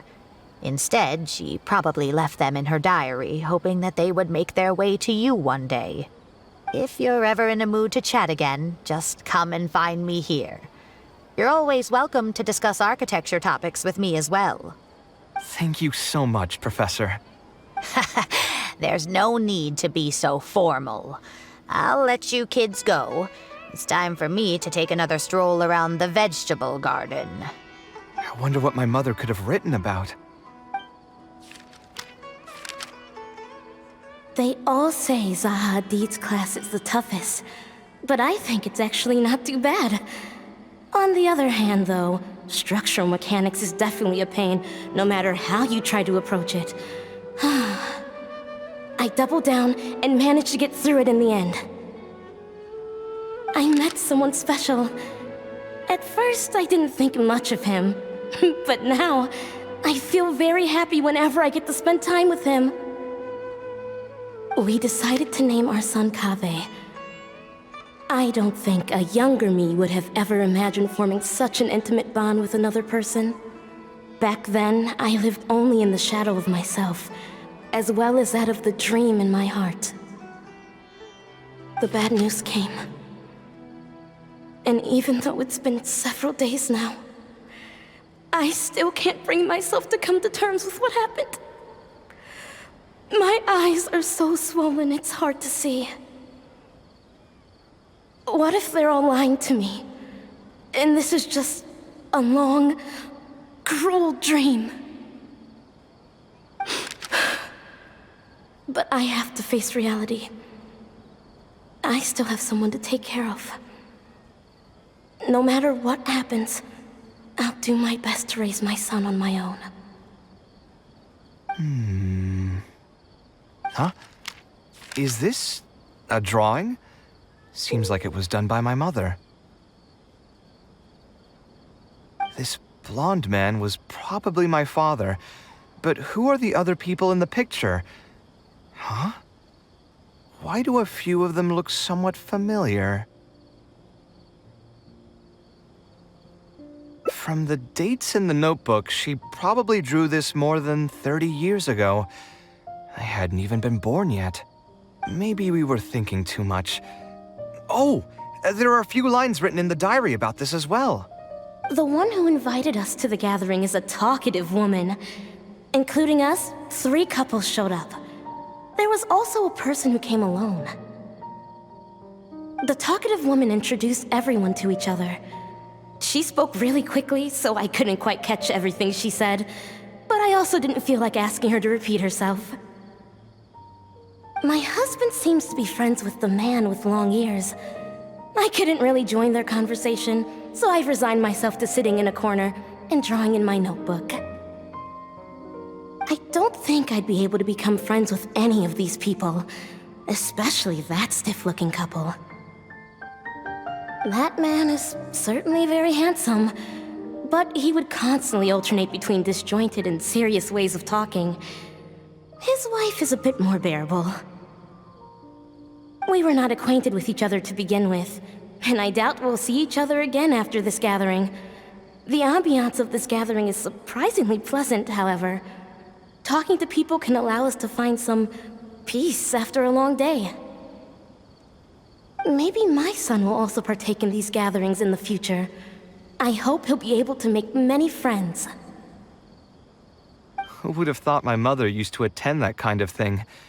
It seems she was only good at talking about her own work, and found it difficult to join into other conversations. As a result, she often kept to herself and would be off to the side, drawing. There's more written on the back. Oh, it seems like it was written to me. Kaveh. I was both overjoyed and distressed when I learned of your decision to continue your studies in Kasharawar. You are very talented, and I am confident that you will become an architect of much acclaim. However, the more talented you are as an artist, the more misery and anguish you may encounter. No one will be able to help you during your journey as an artist. But outside of your life as a creator, you can learn to form connections with other people and enjoy many other things in life. It's the only way to alleviate your suffering. Whenever you feel down, seek out a friend to sit and have a chat. You can accumulate joy and fulfillment by spending time with them. The positive feelings you gain will get you through the long and difficult years. Never forget that companionship is the most important thing of all. So that's the answer she prepared for me. She really thought long and hard about me and my future. Well, now that I've read her words, do you think I should accept Tainari's invite and attend that dinner at Pardistii? The thought definitely crossed my mind. Although it'd be nice to get together with friends and chat the night away, I don't want to bring down other people's moods because I'm sad. Besides, don't most people hate the feeling of seeing their friends troubled and being unable to help? And what's worse, nearly all of my problems can't be easily resolved with some encouraging words or gesture. And don't forget, I'm also older than all of them. As their senior, I should appear to be a bit more responsible. Huh, you're right. I really didn't expect to run into him here. I swear, his nose must be just as sensitive as his ears. Well then, I guess it's best that we go and join him for dinner. That means I'll owe him yet another meal now. You know what? I'm not going to overthink it. I'll see you tomorrow at Pardistii.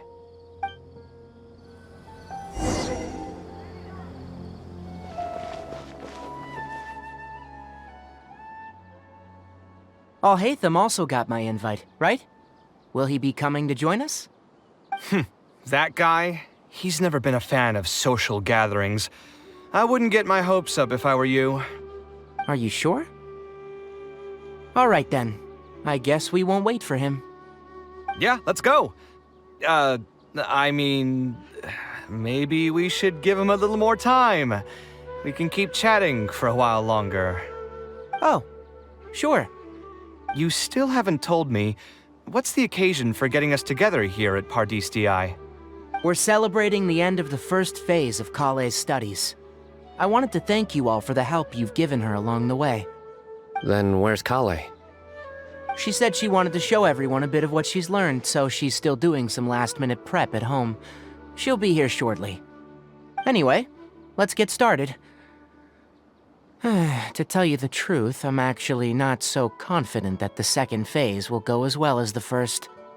The curriculum will become a lot more involved, and I'm worried that she won't be able to get through all of it. I was hoping we could brainstorm about it together before she gets here. I knew this wouldn't be just a simple free dinner. Is that why you also invited Alhaitham?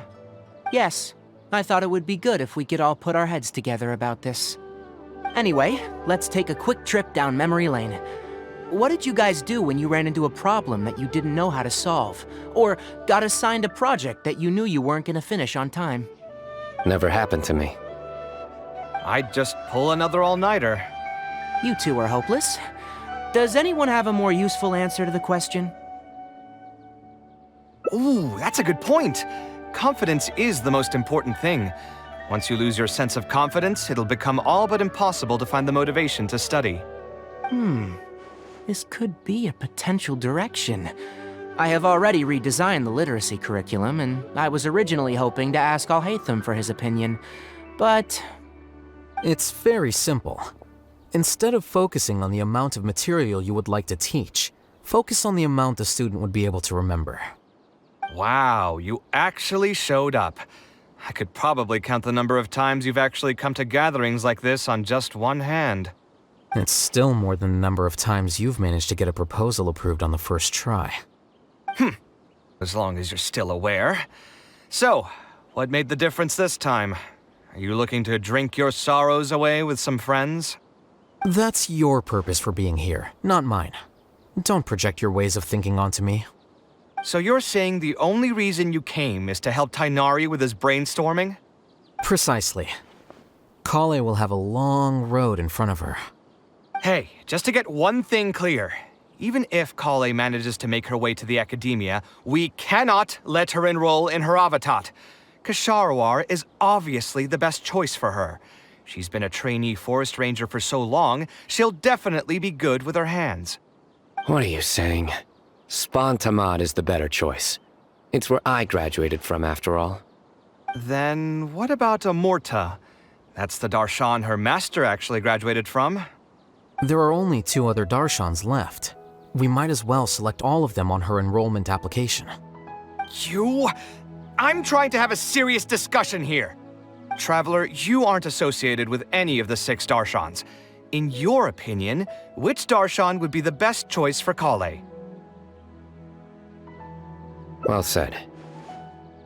Agreed. And my goal in inviting you here was to gather some thoughts on the execution of this second phase. Phase 2 far exceeds Phase 1 in both curriculum complexity and the speed of instruction. I hope Kale has prepared herself for what is coming. Hey, what are you thinking now? Please don't tell me you're planning on lending her those abstruse books from your home library. Actually, I was thinking about lending her a professions guide. I'll make sure to write, "Don't become an architect" on the front page of that. You're right, I can't deny that. Is there another phase after Phase 2? What's the ultimate goal of all of this? Are we trying to prepare her for a job in the academia? We don't need to think that far ahead. Hold that thought, though. I think my vegetables are done.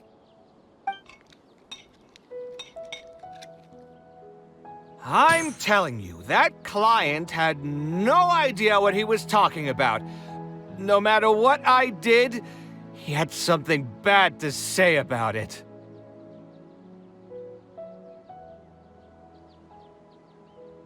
Have you considered finding another client? They're all the same. I haven't had a good night's sleep for months now. Who do they think they are, ordering me to alter my design over and over again just because they have some Mora? It's too late now to change careers.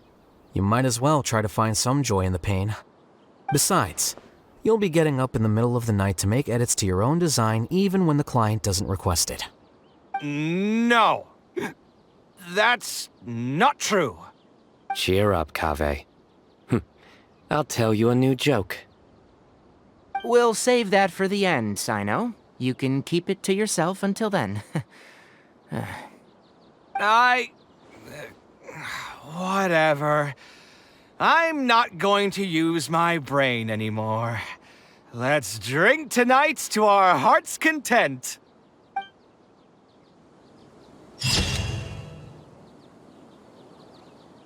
Al-Haytham isn't in, so feel free to sit wherever. I'll bring out the box.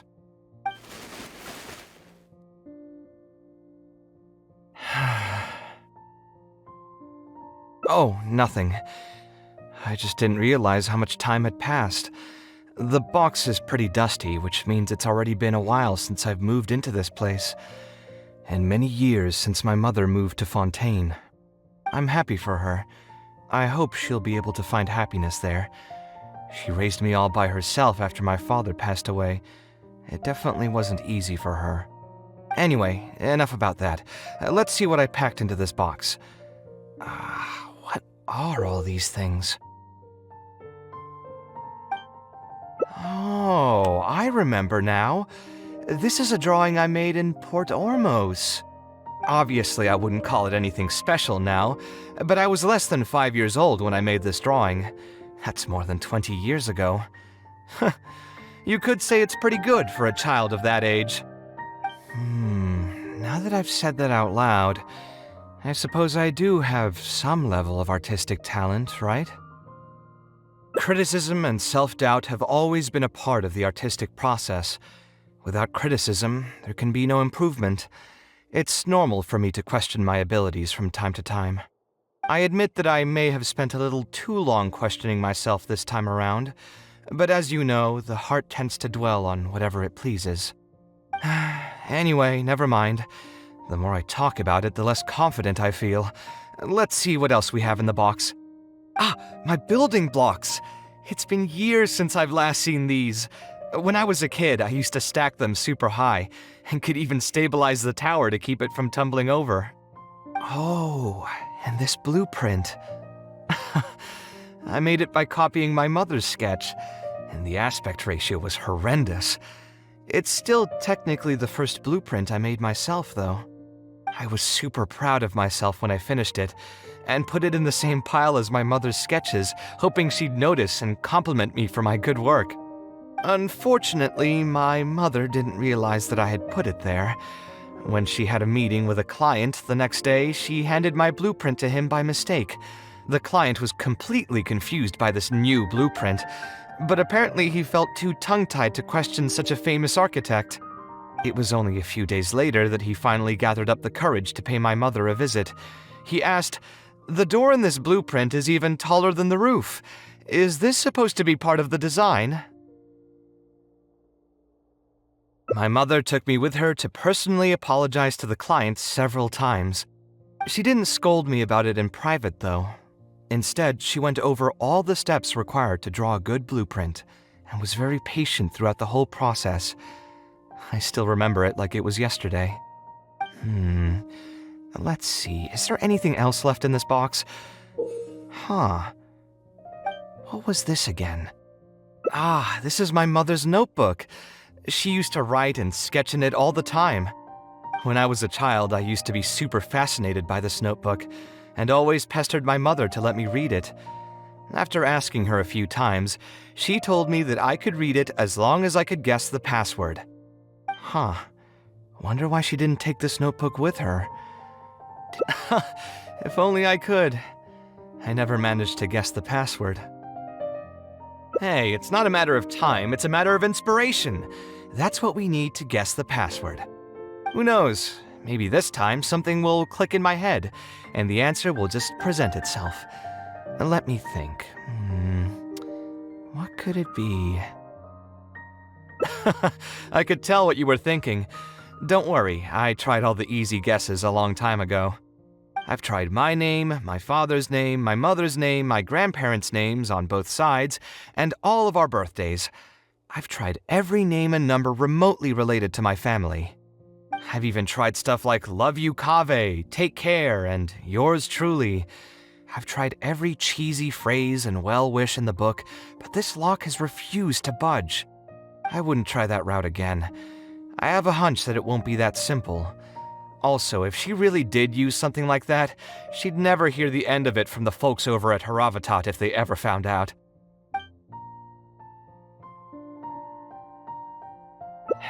Yeah, you're right.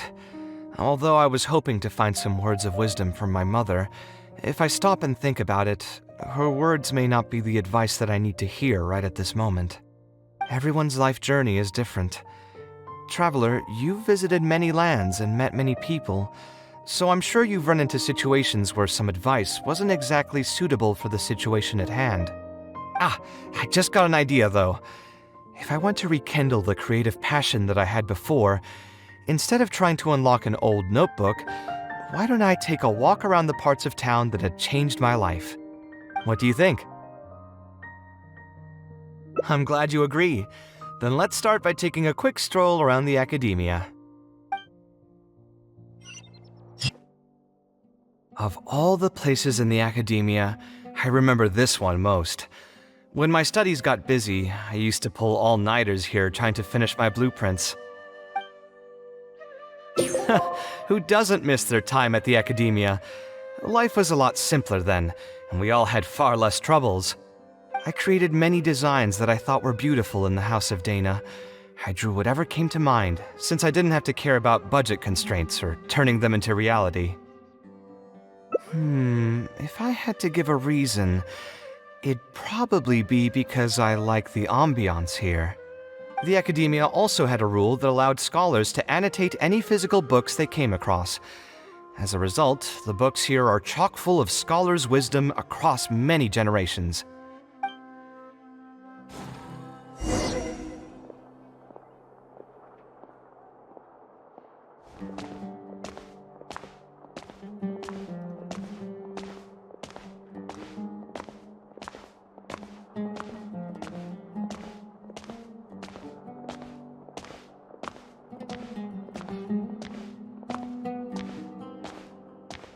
Oh, here, this is a great example.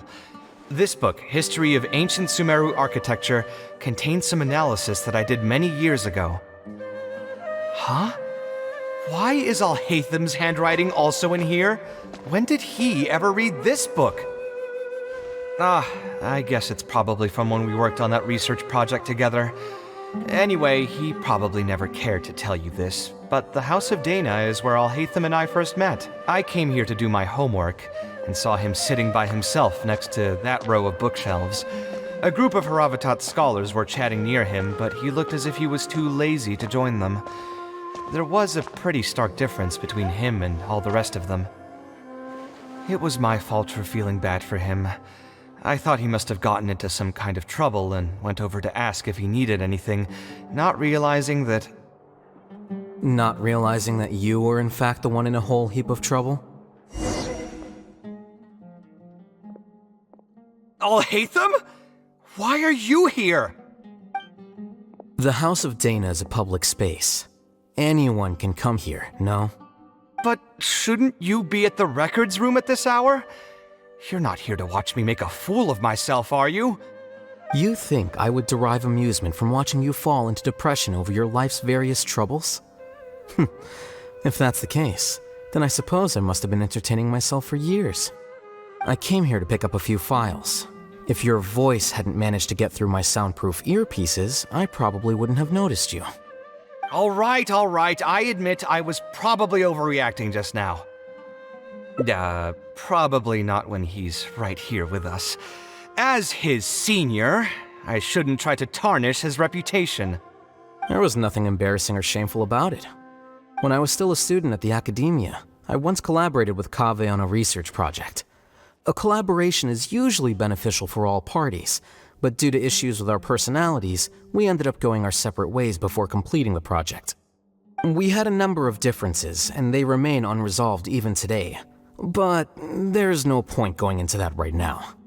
The more important question is, why are you at the House of Dana? As a senior scholar, isn't it my responsibility to offer my friend a quick tour and explanation of the academia's architecture? I see. Then let me guess. Your next stop will be the pavilions around Razan Garden? Our famed architect sure loves showing off that corner to all his friends. Oh, and Kaveh, a lot of the books you annotated have been moved to the innermost section of that bookshelf over there. You'll have to dig them out yourself if you need to find them. Huh? But why would you know that?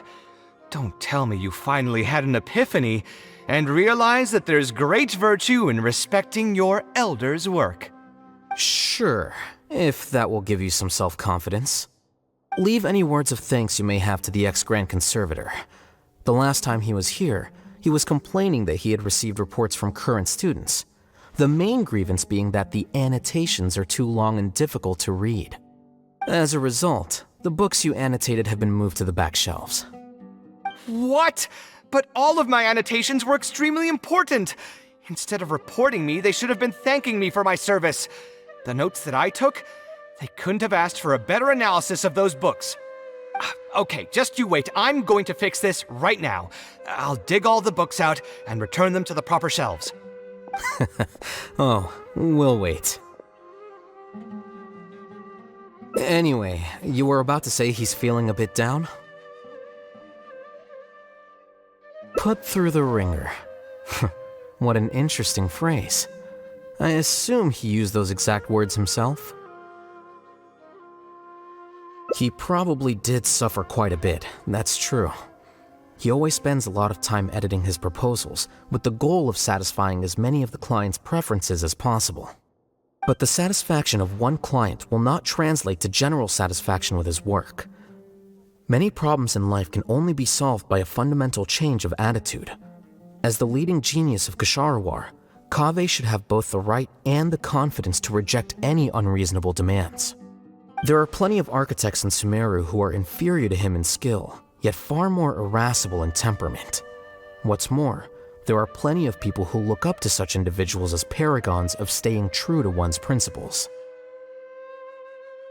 Clearly, his predicament is inevitable, since he holds other people's feelings as more important than his own. Of course, each person is different, and we should respect the paths that they have chosen for themselves. Admonitions will serve no purpose. People tend to succumb to familiar pitfalls, and this is especially true for those who believe it's their duty to carry more burdens on their shoulders.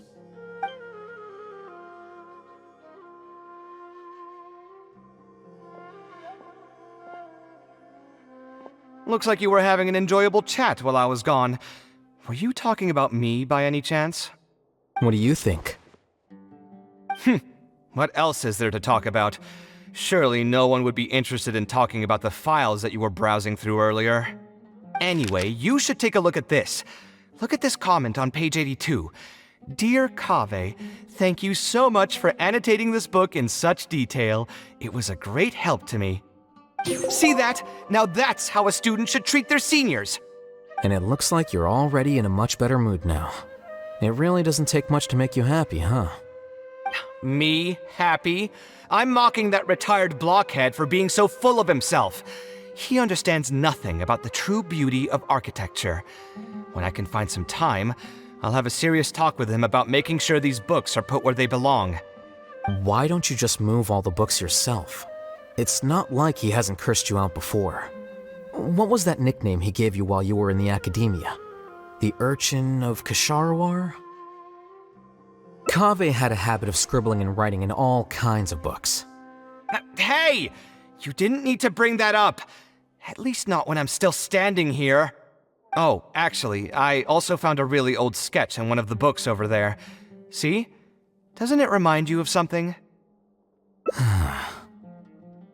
Huh? Don't tell me even you don't get it.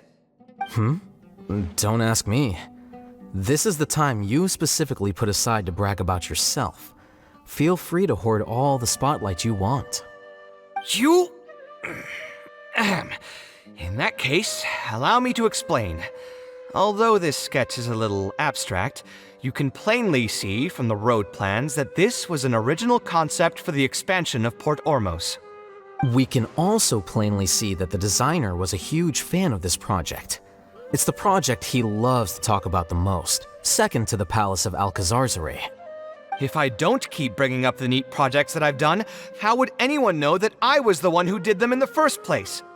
There shouldn't be any complaints about Port Ormos. If I remember correctly, the construction process was very smooth, everything was made ready ahead of time, and there were very few safety concerns. There are indeed no records of any complaints about this project. A most impressive achievement.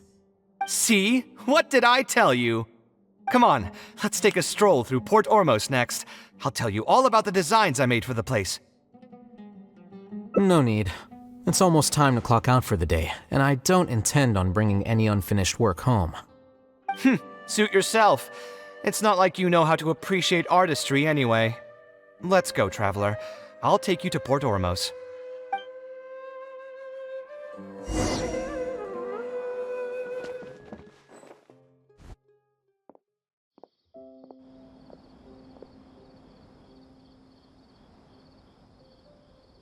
Port Ormos. No, I didn't design any one specific building. Most of my work here concerned structural renovation. Port Ormos had already existed since I was still a young child. It wasn't as large as it is now, though. It only came to its current size after a sizable expansion. I was part of that project. The arch bridge over there, for example, that was one of my designs.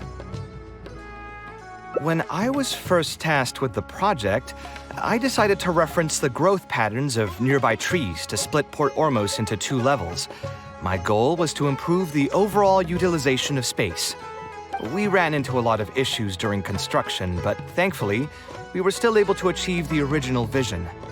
Residents can now behold all the ships entering and leaving the harbor from the vantage point of the bridge, while visitors can recognize the site of Port Ormos from a long ways away.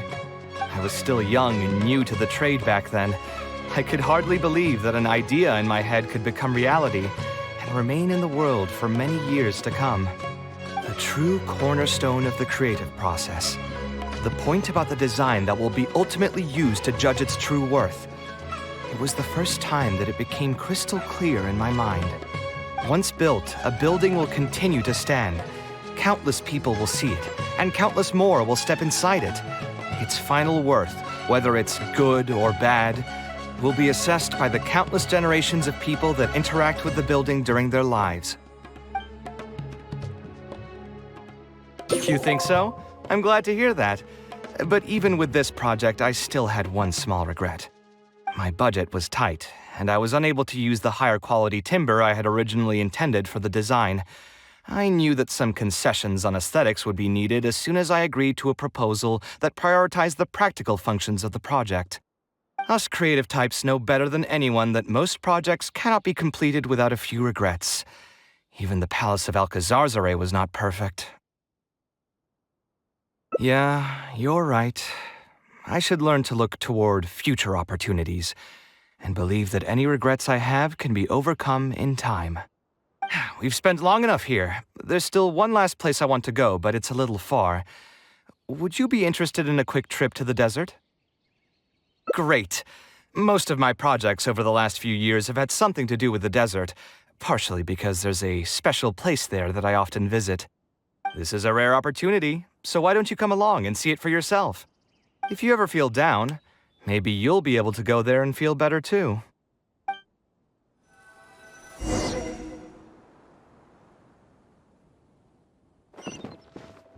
Who would have thought that so many primal constructs could have congregated here while I was gone?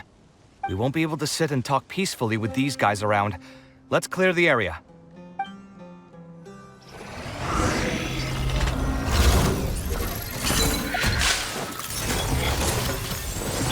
Shine down!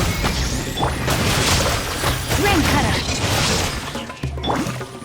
Teamwork is dreamwork! Think you can get away? Sight clear!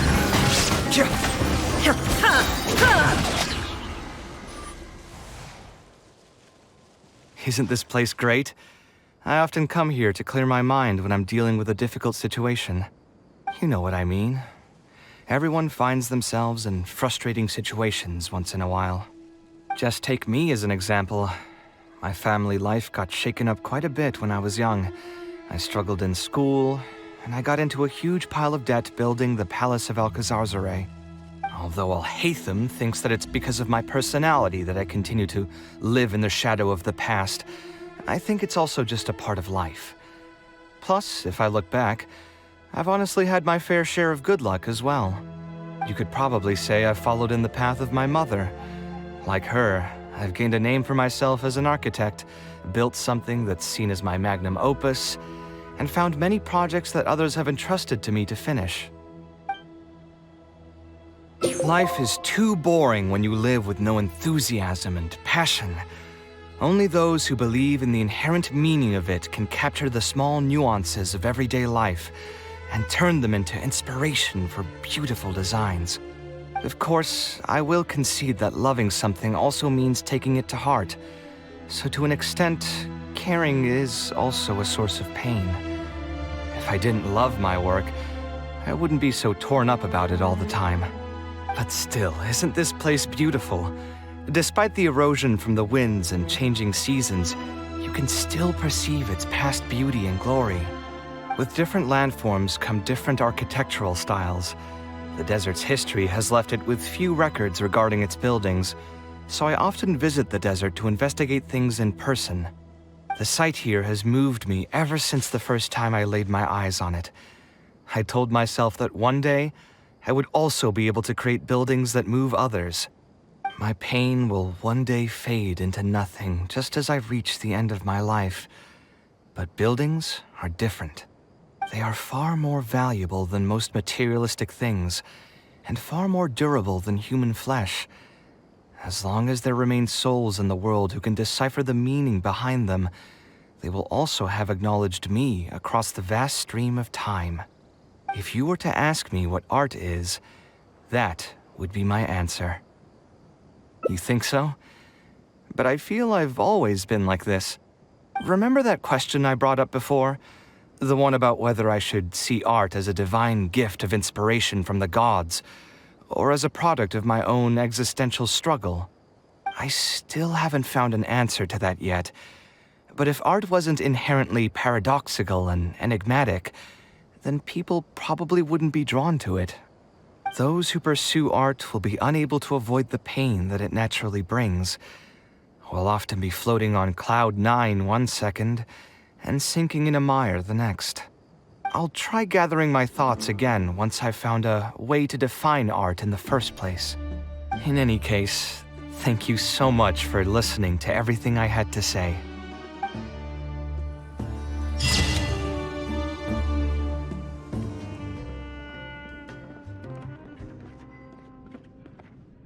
Taking this commission was truly the worst decision ever.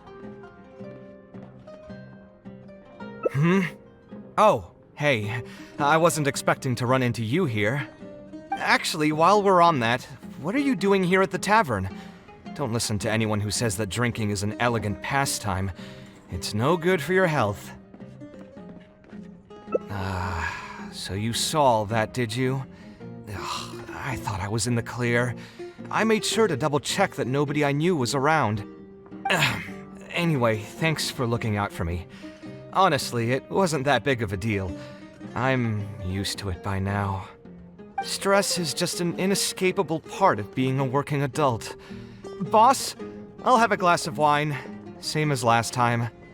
Do you want something too? I'll put it on my tab. Wine and a glass of juice coming right up. I know you're already keeping a secret from me, but if you could add this one to the list as well, I'd really appreciate it. Arguing with a client is not a good look for me. If word gets out, other potential clients might be afraid to work with me. That guy, though, what was he even going on about? All those ridiculous demands of his? He's just a blabbering fool trying to act like a know-it-all.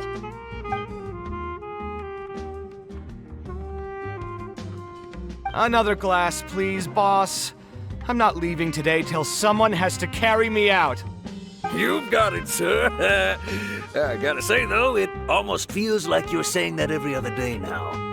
It really is every other day that you'd run into a client who knows nothing about construction requirements or architectural style. If this was in the past, I'd never have gone through 6 whole drafts trying to accommodate the client's preferences.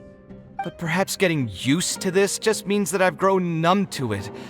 I've worked on so many projects since graduation, and none of them have been approved at the first pass.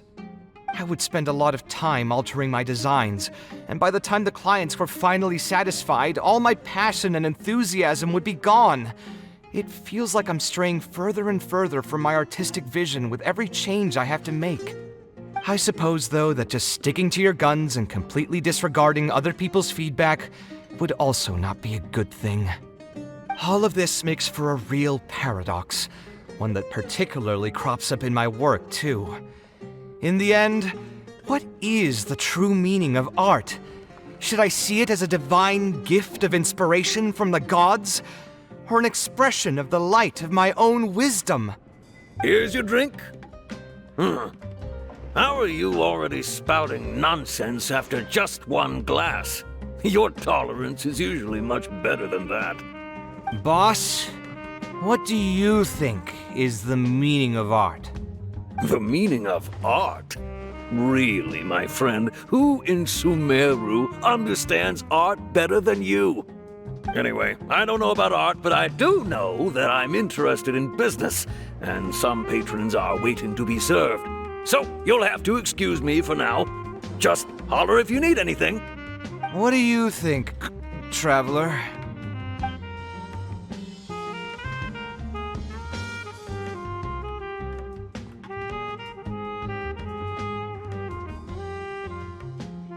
Exactly.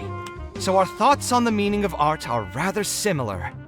In Sumeru, and especially Sumeru of the past, the arts are not a popular discussion topic. Trying to talk about the arts is basically the key to killing any conversation. It's too bad that I'm not in my best form today. Otherwise, we could have talked about this for a little longer.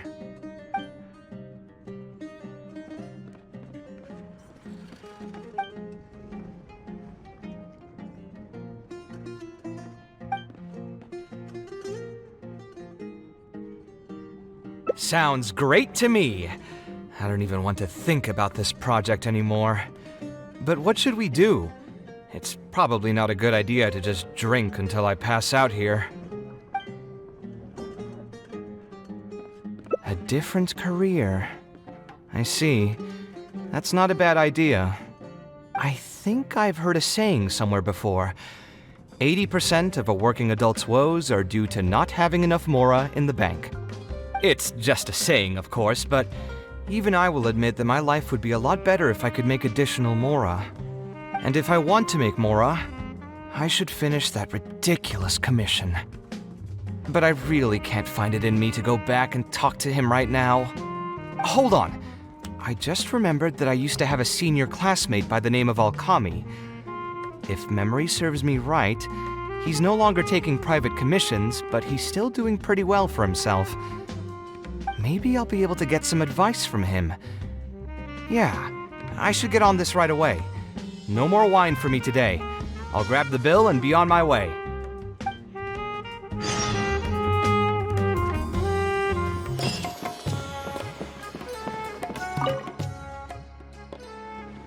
Ah, Kaveh, it's you! It's been a while. What have you been up to recently? Yeah, it's been a long time, Alkami. Things haven't changed much for me. I'm still taking private commissions for all kinds of projects. I heard that you were the genius behind the Palace of Alcazazare. I bet you're all set for Mora after a project of that size. Well, it's hard to make a profit from every project, you know. Hard to make a profit? You've got to be joking. I've never met an architect who didn't make a profit from a project. Unless the client fled before they paid the commission fee in full. But that doesn't sound right either. Doesn't Dory have a pretty decent reputation in our local business circles? I don't think she's ever been involved in any kind of big scandal.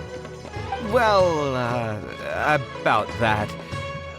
I mean, it was complicated. I understand. Either way, doing one project after another sure gets exhausting over the years, huh? I've been there, so I can feel your pain. I mean, I obviously never had your reputation to live up to. That must have been stressful. But I'm sure we've faced all the same problems. Trying to keep your client in a good mood while you're trying to stop them from micromanaging things they don't know the first thing about. I don't miss it. Thankfully, that's all behind me now. Not exactly.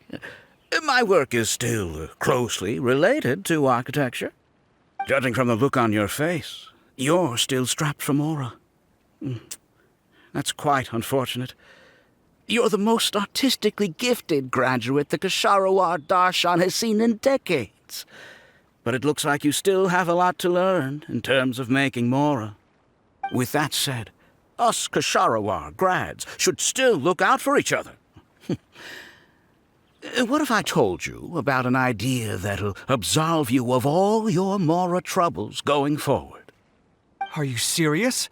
But something like that has got to be some kind of top-level business secret. Are you sure you can just share something like that with me? Besides, I don't want to just take something like that without offering anything in return. I still have a little mora. Or is there something that I can help you with? Oh, you're too kind. This is just a simple tip. Even if I didn't bring it up, I'm sure you'd hear it from the others sooner or later. The idea is this. I recently opened up a training center with the goal of educating people in architecture design. Compared to the classes taught by those old fossils at the academia, my classes are more condensed and streamlined and will allow people to quickly get their foot in the door.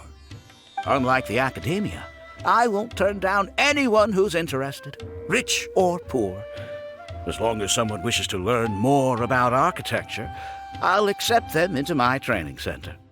It just so happens that I'm still looking for a few more instructors. So, what do you say? Interested in coming over to give a few lectures? Regardless of the pay, I can already guarantee that it'll be far more comfortable than working on random people's private commissions. Ah, so you want me to join you as an instructor? That does sound like something I'd be able to do. It sounds like a pretty stable job, too. What do you think, Traveler? Then it's a deal. Yes, it's a deal. Thank you, Alkami. Like I said, there's no need to thank me for this. The lecture room is not far from here, so you can just come straight here tomorrow morning. As for the pay, how about we start at 300,000 mora per lecture? 300,000? Are you serious? How could you offer so much? It would seem that you're still oblivious to your own economic worth. 300,000 is nothing compared to the prestige of having the Light of Ksharawar as one of my instructors. 300,000 is also just the base rate. Just trust me on this. The longer you stick with me, the more you'll come to understand your true value in the market. I have to go make some preparations now. See you tomorrow. I was never particularly close with Alkami when we were in school. Who would have thought that he'd be so nice and friendly? I've hosted free lectures before, but this would be my first time being hired to lecture for a formal business. 300,000 mora per lecture. Whew! I'm so excited that I'm starting to get nervous. Thanks so much. I think I will be able to relax a bit more with a friend in the audience. Now, what should I talk about tomorrow? Some lessons I've learned over the past few years? I should probably save those for later. For my first lecture, I should start by getting them more interested in the field. All right, let's meet here again tomorrow morning. I should hurry home and create some kind of lesson plan. If I'm going to become an instructor, I should make sure I show up prepared. I didn't expect you two to get here so early. I was up last night preparing for the lecture, but I ended up getting so excited that I couldn't fall asleep. Here, I prepared a lesson plan. Do you want to take a look? Lesson plan? I must commend you for your dedication. But the training center has already developed its own set of teaching materials. Instead of using your own plan, you can just use what we have here. Of course, you're always welcome to work in some of your own content to add some fun and flavor. Sure, be my guest.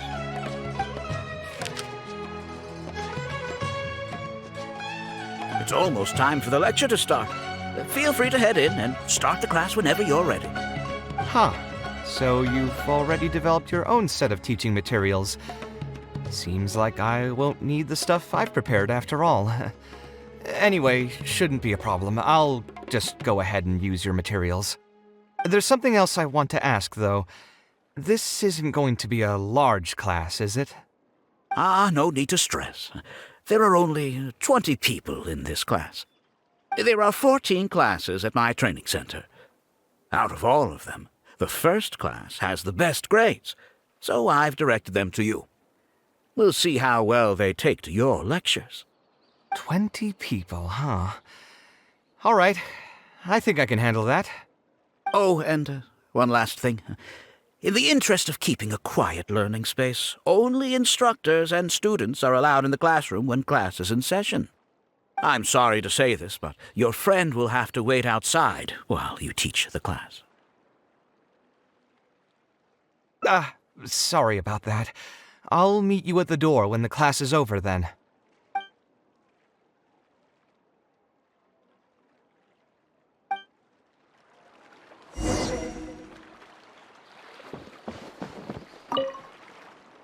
Hey there. Can I help you? Oh, Alkami? You mean that rich guy who's been making quite the name for himself? Yeah, he commissioned a set of furniture from me a while back.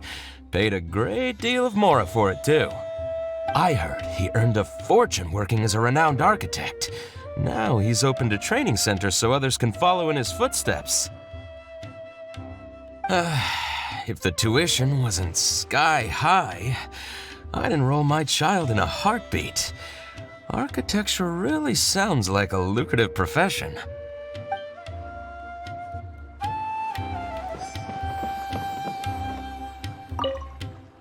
Did you hear? Alkami recruited Kaveh to be an instructor. I bet that'll boost his enrollment numbers. Really makes you jealous, eh? If you think about it, Alkami was never that talented himself as an architect. If we're just talking about professional skill, no one would pay for a class with him. That's true, but you've got to admit, his advertisements are really effective. After all, the academia only admits those who can pass its entrance exam, so only a few people could hope to study architecture in the halls of the Kasharwa. For those who can't pass the exam, or who just want to jump straight into the industry, the training center is the best bang for the mora. Man, to have that kind of business acumen.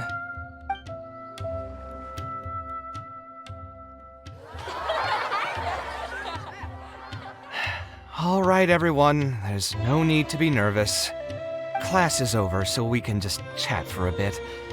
I shouldn't have lost my temper during the lecture. Did I scare anybody? No, you weren't scary at all, Mr. Kaveh.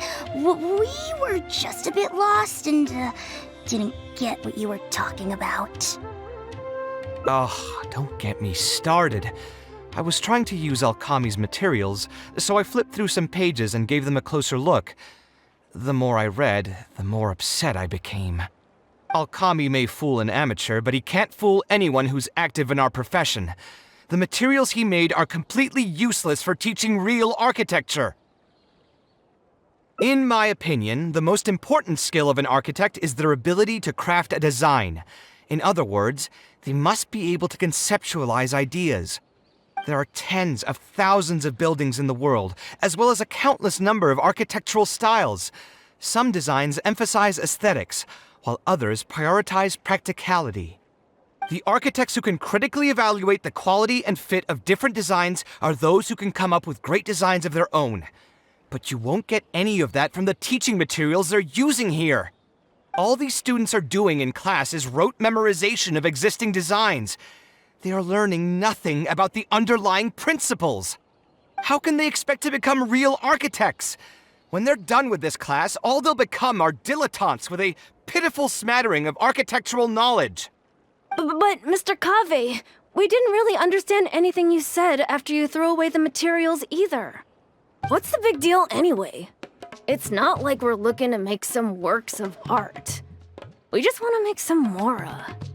You're studying architecture to make mora? Yeah! Why else would we be studying here? My biggest dream is to become someone like Mr. Alkami. Once I finally make my fortune in architecture, I'll be able to buy anything I like. Huh. In that case, I'm afraid you'll probably be disappointed. The reality is that the work of an architect is very difficult, and the pay is not lucrative at all. Believe me, I'm a perfect example. But how?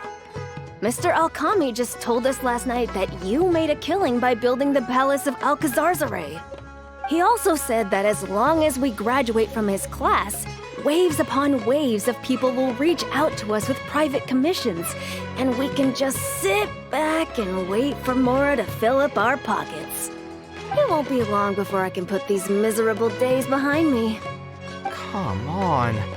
And you all believed everything he said? But Mr. Alkami is really rich, isn't he? You... It's pointless trying to argue this with you right now. You've already filled your heads with pipe dreams. Let's go, Traveler. Let's hear about Alkami's true plans from the man himself.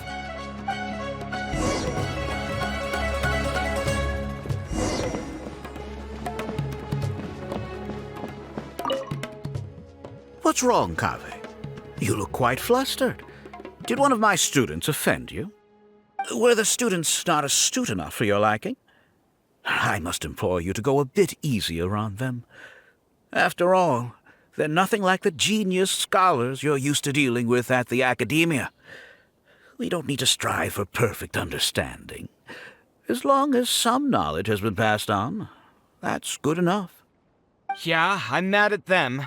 But I'm even more upset that you're scamming people under the guise of teaching them about architecture. The students are all here hoping for a quick way to make money, but we both know that an architect's life is hard and exhausting. Just a little while ago, I was toiling over the 6th draft of a design for a client. If your client is unhappy, you can't break ground, and the longer a project goes, the longer it takes for you to get paid in full. What's worse, if your client disappears in the middle of a project, good luck getting anything from them ever again. You know all of this just as well as I do. Why lie to them? Look, Kave, you may be the light of Ksharawar, but like I said, you still have a lot to learn about making Mora. You may deny it all you want, but it's a fact that in today's Sumeru, architecture is a terrible profession. Our clients care very little for the effort we pour into our designs. Instead of appreciating us, they spend all their time nitpicking details and demanding changes, often forcing all kinds of ridiculous ideas onto us. I suppose that's more or less true. Go on. Why should we cling on to a profession that's difficult and unrewarding?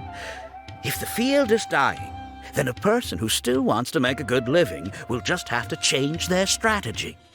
If it's near impossible to make money as an architect, then why not just establish a training center and train other people to become architects in our stead? Wait, how does that make any sense? Aren't you just leading them into the same trap? We are already stuck, my friend. The more people we can lead into this pit and stack as padding beneath our feet, the more comfortable our lives will be. That's right. And making money as an architect is a slow and agonizing process. In comparison, earning tuition from a training center is far easier. None of the students will ever know, however. In their eyes, all of my income was earned during my years as an architect. It's easy for them to fall for my promise. After all, everyone wants to live the dream of being the person who can spend millions without batting an eye. The more students I get, the more money I earn. And the more real that dream becomes. And then what? Once they graduate, they'll still find out the truth about architecture and struggle to stay afloat amid all the problems we already talked about. When that happens, your facade will pop like a soap bubble. No one will believe you anymore. Ah, but that's just one way to look at the problem. No two people have the same amount of talent. Even if they fail to strike gold in the future, you can't say that it's my fault and mine alone. Oh, and also, I never actually promised that they would achieve financial freedom as long as they become architects. All I did was nudge them towards that belief. I'm not even scared if they do come back and stir up trouble. My training center has all the required permits and certifications. Even the Dendro Archon herself couldn't find fault in any part of my business. How can you sleep at night knowing that you're doing all this? Tell me, is your heart carved out of brick and stone? I can't believe that I once saw you as a decent human being. I am beyond disappointed in you. And the same goes to you. How many years has it been since you graduated from the academia? If you still can't accept something like this, do you just plan on keeping that worthless naivete of yours until the end of time? Only fools will see art as revered and sacred. In the end, art is just another business. Being successful at running a business is an art form in itself. I urge you to think about what I've said. Offloading your pain onto others is the only way a person can live comfortably in this world. As the light of the Sharawa, you've accumulated plenty of fame and respect. It's high time that you use those resources to improve the circumstances of your own life. Think it over, Kame. I still believe our collaboration could be very fruitful.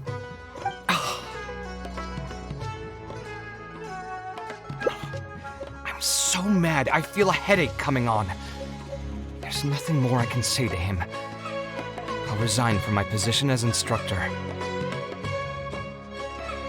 Of course, I'm sure you've realized that as long as I remained at the center, he would be able to use my name to advertise this place.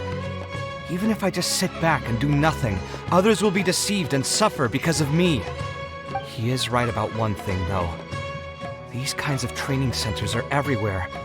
And even if the academia was to find out about it, it's unlikely that they would take any real action against it. The most that they could accuse him of is false advertising. And even that would be hard to prove. Oh? Did you notice something else? Yeah, you've got a point. The rate he gave me was 300,000 mora per lecture. That probably came out of the students' tuition. And who knows just how much he's been charging the students for attending his classes. If you're gambling everything on making it rich as an architect, are you really going to have the mora to pay for that kind of tuition? Right. We should hurry. The students didn't believe a word I was telling them. They're still daydreaming about making millions. We're never going to get any information from them again if we let Alkami talk to them first. Let's move now before he's had the chance to react.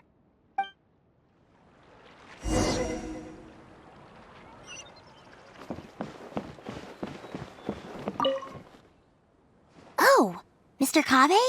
What are you doing back here? Class finished a while ago, but you're still here. Why haven't you gone home? I wanted to stay for a little longer. I'm still thinking about everything you taught during the class. Even though a lot of it went right over my head, I still thought the houses you drew were really pretty. Of course they were. All the examples I drew were world-famous landmarks. Each one was the magnum opus of a celebrated architect. It's a good thing that you could recognize them for their beauty. The accumulation of knowledge is the first step to artistic expression. Instead of rote memorization, you should try to relate and to understand. And after that, try to resonate with the work. Resonate? Yes. When I first got into architecture, there were many things about it that I couldn't understand at all. I would find a building to be beautiful, but have no idea what made it so good. And for most people, just being able to admire a building is enough. To become a good architect, however, you must also learn to assess and appraise. Going from admiration to assessment will take a lot of time and specialized knowledge, and I'm afraid that some superficial speed training won't be enough to take you there. Just as I thought. Becoming an architect won't be as easy as Mr. Alkami made it out to be, right? I'm sorry. I'm not trying to crush your dreams. All I want to tell you is that an architect's life is not as carefree and easy as others may make it out to be. I understand. Thank you for telling me the truth, Mr. Kave. I think I'll still stay here for the time being, though, since my family still hasn't paid everything off. Paid off what? Sorry, I can't say anything more. Mr. Alkami made it very clear that anyone who talks about it will be kicked out of the class. Don't listen to him. I am the most famous architect in Sumeru.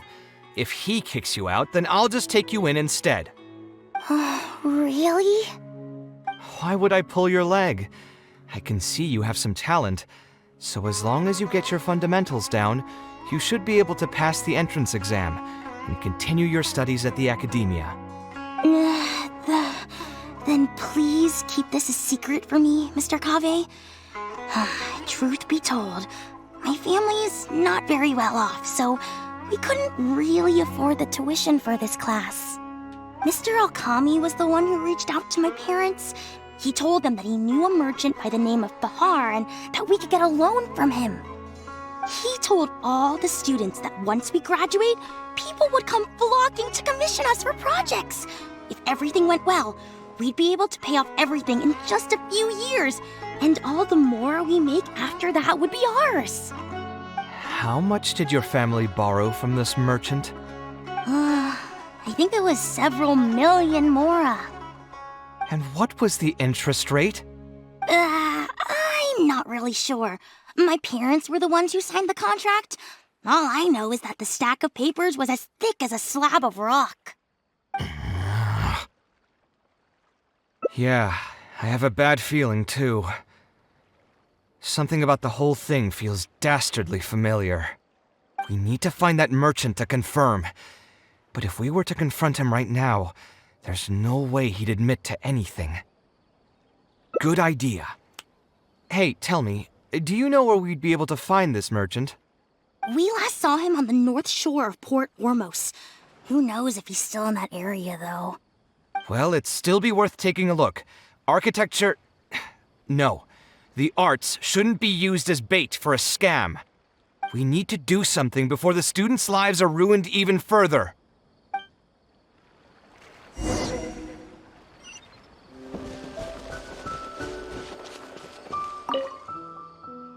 Oh. I don't think I've ever seen you guys before. Here for business? You're Fahar, right? Yes. May I ask who introduced you? Alkami. My friend here wants to enroll in his architecture class, but they're a bit short on money. Alkami told us you're the man to go to in this kind of situation. Oh, sounds like his business is booming. How much do you need? Let me see. I'd say around 3 million mora. Oof. You call that a bit short on money? Anyway, since you're here because of Alkami, I can work things out for you. Make sure you sign the contract, though. Lots of people are borrowing money from me nowadays. Here you go. Don't worry, there's nothing particularly unusual about it. All you need to do is pay back the loan in full within 3 years. And what if they won't be able to pay it back? What do you mean, won't be able to pay it back? Once you graduate from Alkami's place, you'll be making millions of mora a year. Easy! At that point, paying this off will be a piece of cake. And even if you were to run into some difficulties and need to delay the installments, it's no big deal. We're all reasonable people here. If you can't pay quickly, you can just pay it back over a longer period. All that would change is your interest rates would get a little higher. It's hard work running a business.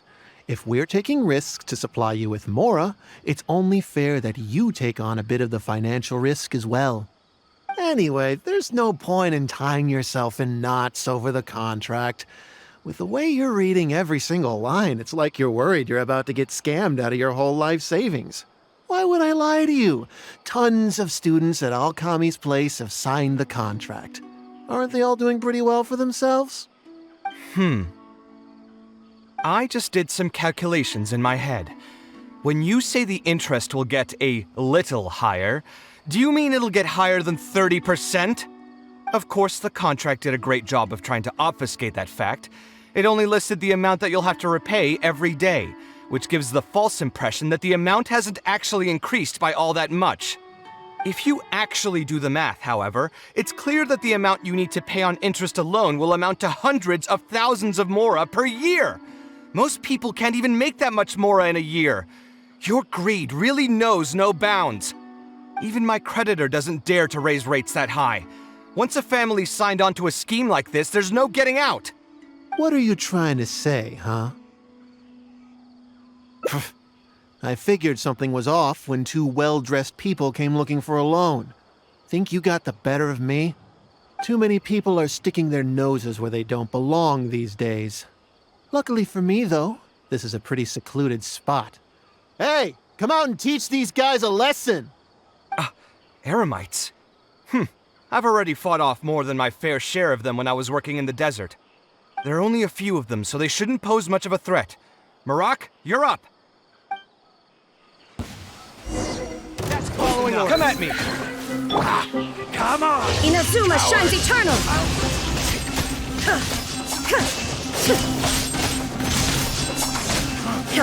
You want this one? I'll be back. Who are you and what do you want? I don't think we've done anything to hurt or offend you, so why go this far to destroy my livelihood? Debt has the power to upend your whole life. I know very well just how miserable living in debt can be. But my debts are the culmination of many different factors, and my interest rate is still somewhat reasonable. As long as I continue to work with my situation in mind, my debts will eventually be paid off. But these students are different. They have neither the mental preparation nor the financial resources to pay back a debt like this. You sold the dreams of becoming an architect to the students as bait, urging them to take on insurmountable amounts of debt to satisfy your greed. Ha! Everyone knows there's no such thing as a free lunch. It's their own fault for falling into the trap. And if we're going to talk about greed, aren't those students the ones who are blinded by it? They completely ignore the risk that's right there in front of them. Ha!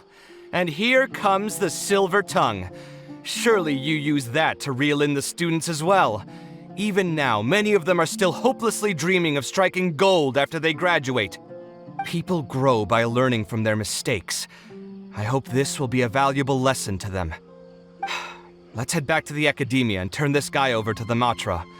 They should be able to link him with Alkami's business.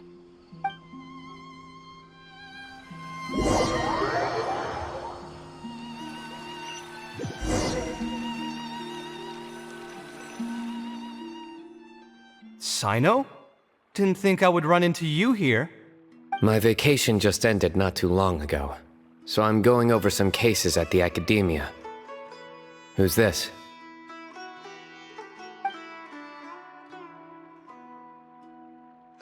I see. Charging an interest rate over 30% indeed constitutes a crime. As it is highly likely that Alkami is also benefiting from this scheme, the Matra will open an investigation on him as well. The training center will be closed until further notice. Any funds we manage to recover from the suspects will be returned to the students. It's unclear how much we'll be able to get back, however, given their extravagant spending. That should still be enough. Once the students realize the error of their ways, they won't fall so easily for such traps in the future. Anyway, thank you for your help. I hope this won't be too much trouble for you. It's no trouble. Just another day at work. How did you two get tangled up in this anyway?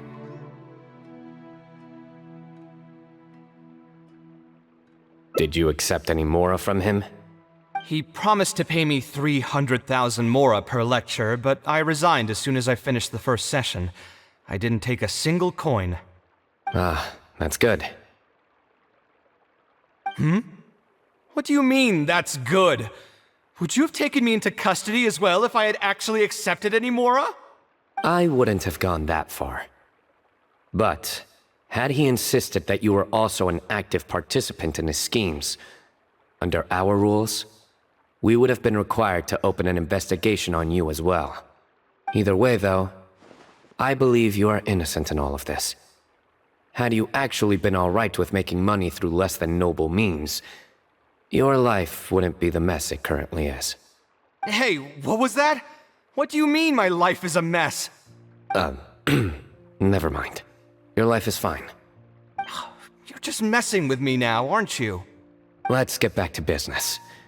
If Alkami's case can be successfully resolved, you'll be eligible for a monetary reward from the academia. Don't forget to pick it up after the fact. Huh. I didn't even know there was such a thing. I never would have guessed. What I'm trying to say is that we didn't report Alkami because we thought we could make some more off of it. The reward will be given regardless of your personal motivations. It was implemented with the intent of encouraging people to supply tips to the Matra. Fine. Is there anything else? I want to go back to the training center one more time and talk to some of the kids. Sure, but you should wait until tomorrow. My subordinates will shut down the center today, and summon the students to gather information on the total amount of Mora they've lost in the scam. Alright, then I'll stay out of their way. I can talk to the kids tomorrow. I have a few other things to take care of, so I'll be off for now. If you want to follow up on this case, just come find me again. Or ask one of the Matra. That should finally be the end of that.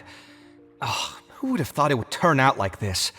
All I wanted was to find a new gig and earn some Mora. To think Alkami would sink this low, it still makes me really upset. Still, I think I feel a little better now than when you found me back at the tavern. It's a little ironic, but you could say it's because I've realized that there are many circumstances in the world that are even worse than my own. Now that I've seen such things firsthand, I suppose I've earned a new sense of appreciation for my life. How should I put it? I'm pretty stubborn when it comes to my profession, so I often argue with my clients. The arguments are usually extremely frustrating, and every once in a while I'd wonder if I only became an architect because fate wanted me to pay for some sins I'd committed in a previous life. Alkami's suggestion would have allowed me to quit my life as an architect and earn money solely from my reputation. But now that I've experienced that for myself, every scholar has their own sense of pride and a line that they don't like to cross. Of course, when faced with the vicissitudes of life, some will surrender these things to seek a more comfortable life. I can understand that. Just speaking for myself, though, I don't think that's something I'd ever be able to do. The voice in my heart would just keep repeating one thing. The moment I turn away from my dreams would be the moment my career ends. If I stopped devoting everything to my creative activities, I'd be able to lead a more comfortable life, but at the same time, my sense of intuition and understanding for the arts would also begin to degrade. At that point, any materialistic ease I may have gained in life would just become another form of torment. In comparison, I appreciate it. You may call me conceited for this, but I would also like to think I'm talented enough to be able to lead a decent life without compromising my pride.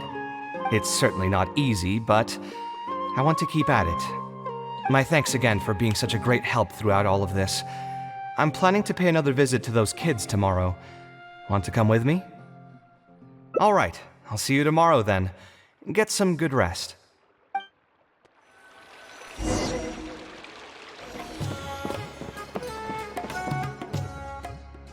I never would have guessed Mr. Alkami was a scammer. The training center has been shut down, and the Matra have promised to return some of our tuition. But we've already spent so much time on this class. What should we do next? Mr. Kave said we can keep working on our fundamentals and try to get into the academia. Ha! Easier said than done. If it was easier to get into the academia, none of us would have signed up for the class in the first place. Only the best of the best can get into the academia studying on their own. Mr. Kave might be willing to teach us. Why? What reason does he have to stick around? So, you're the only ones that showed up today, huh? Huh? Kave's here! Now, that's Mr. Kave to you. I'm here as your instructor, so let's keep things a little more proper. I'll keep instructing you for a while longer. You can pass on the message to the other students. As long as someone wants to come, they can join the class. Oh, also, I'm usually pretty busy, so I'll only be able to teach architecture fundamentals on my days off. Another disclaimer, I can't promise that you'll all be able to understand everything I'm going to teach. Architecture is not an easy profession. Aesthetics aside, even the basics of safe design can already be a handful for most people. If you want to design safe buildings, you'll have to go through a systematic study of structural engineering. And just as a heads up, all of this will be a huge step up from the superficial stuff you were learning before. It'll take both talent and perseverance to get through the course. I don't want to hear anyone say that I didn't warn you. We'll try our best. It seems some of you are really serious about this after all. All right, everyone, pack your stuff up. No need to prepare much for today's class. We're going to go on a quick field trip. You'll know once we get there. Come on, let's get going. We'll be off once everyone's grabbed their pencils and sketch pads.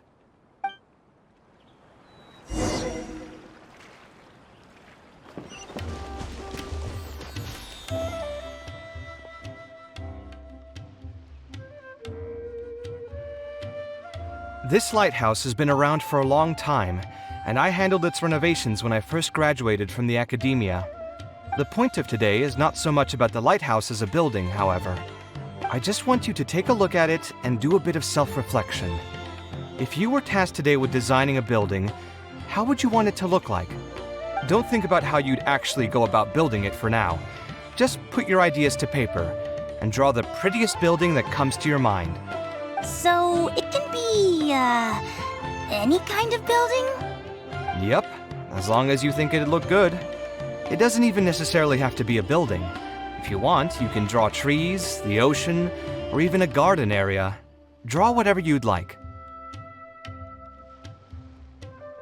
In my experience, it's best to approach the study of architecture from a point of personal interest, rather than for the sake of a career. Both the study and practice of architectural design are extremely difficult. A person who's forced to work on projects that they don't resonate with will only struggle and suffer. So at least for today, I hope the students will be able to create something that they enjoy. There's no need to think about it too hard. They'll have plenty of time in the future to revisit the design and make changes. What do you think? Want to try your hand at it as well? Don't forget that this is a free class from Mr. Kaveh, the Light of the Ksharawar. On a normal day, this would cost you 300,000 mora.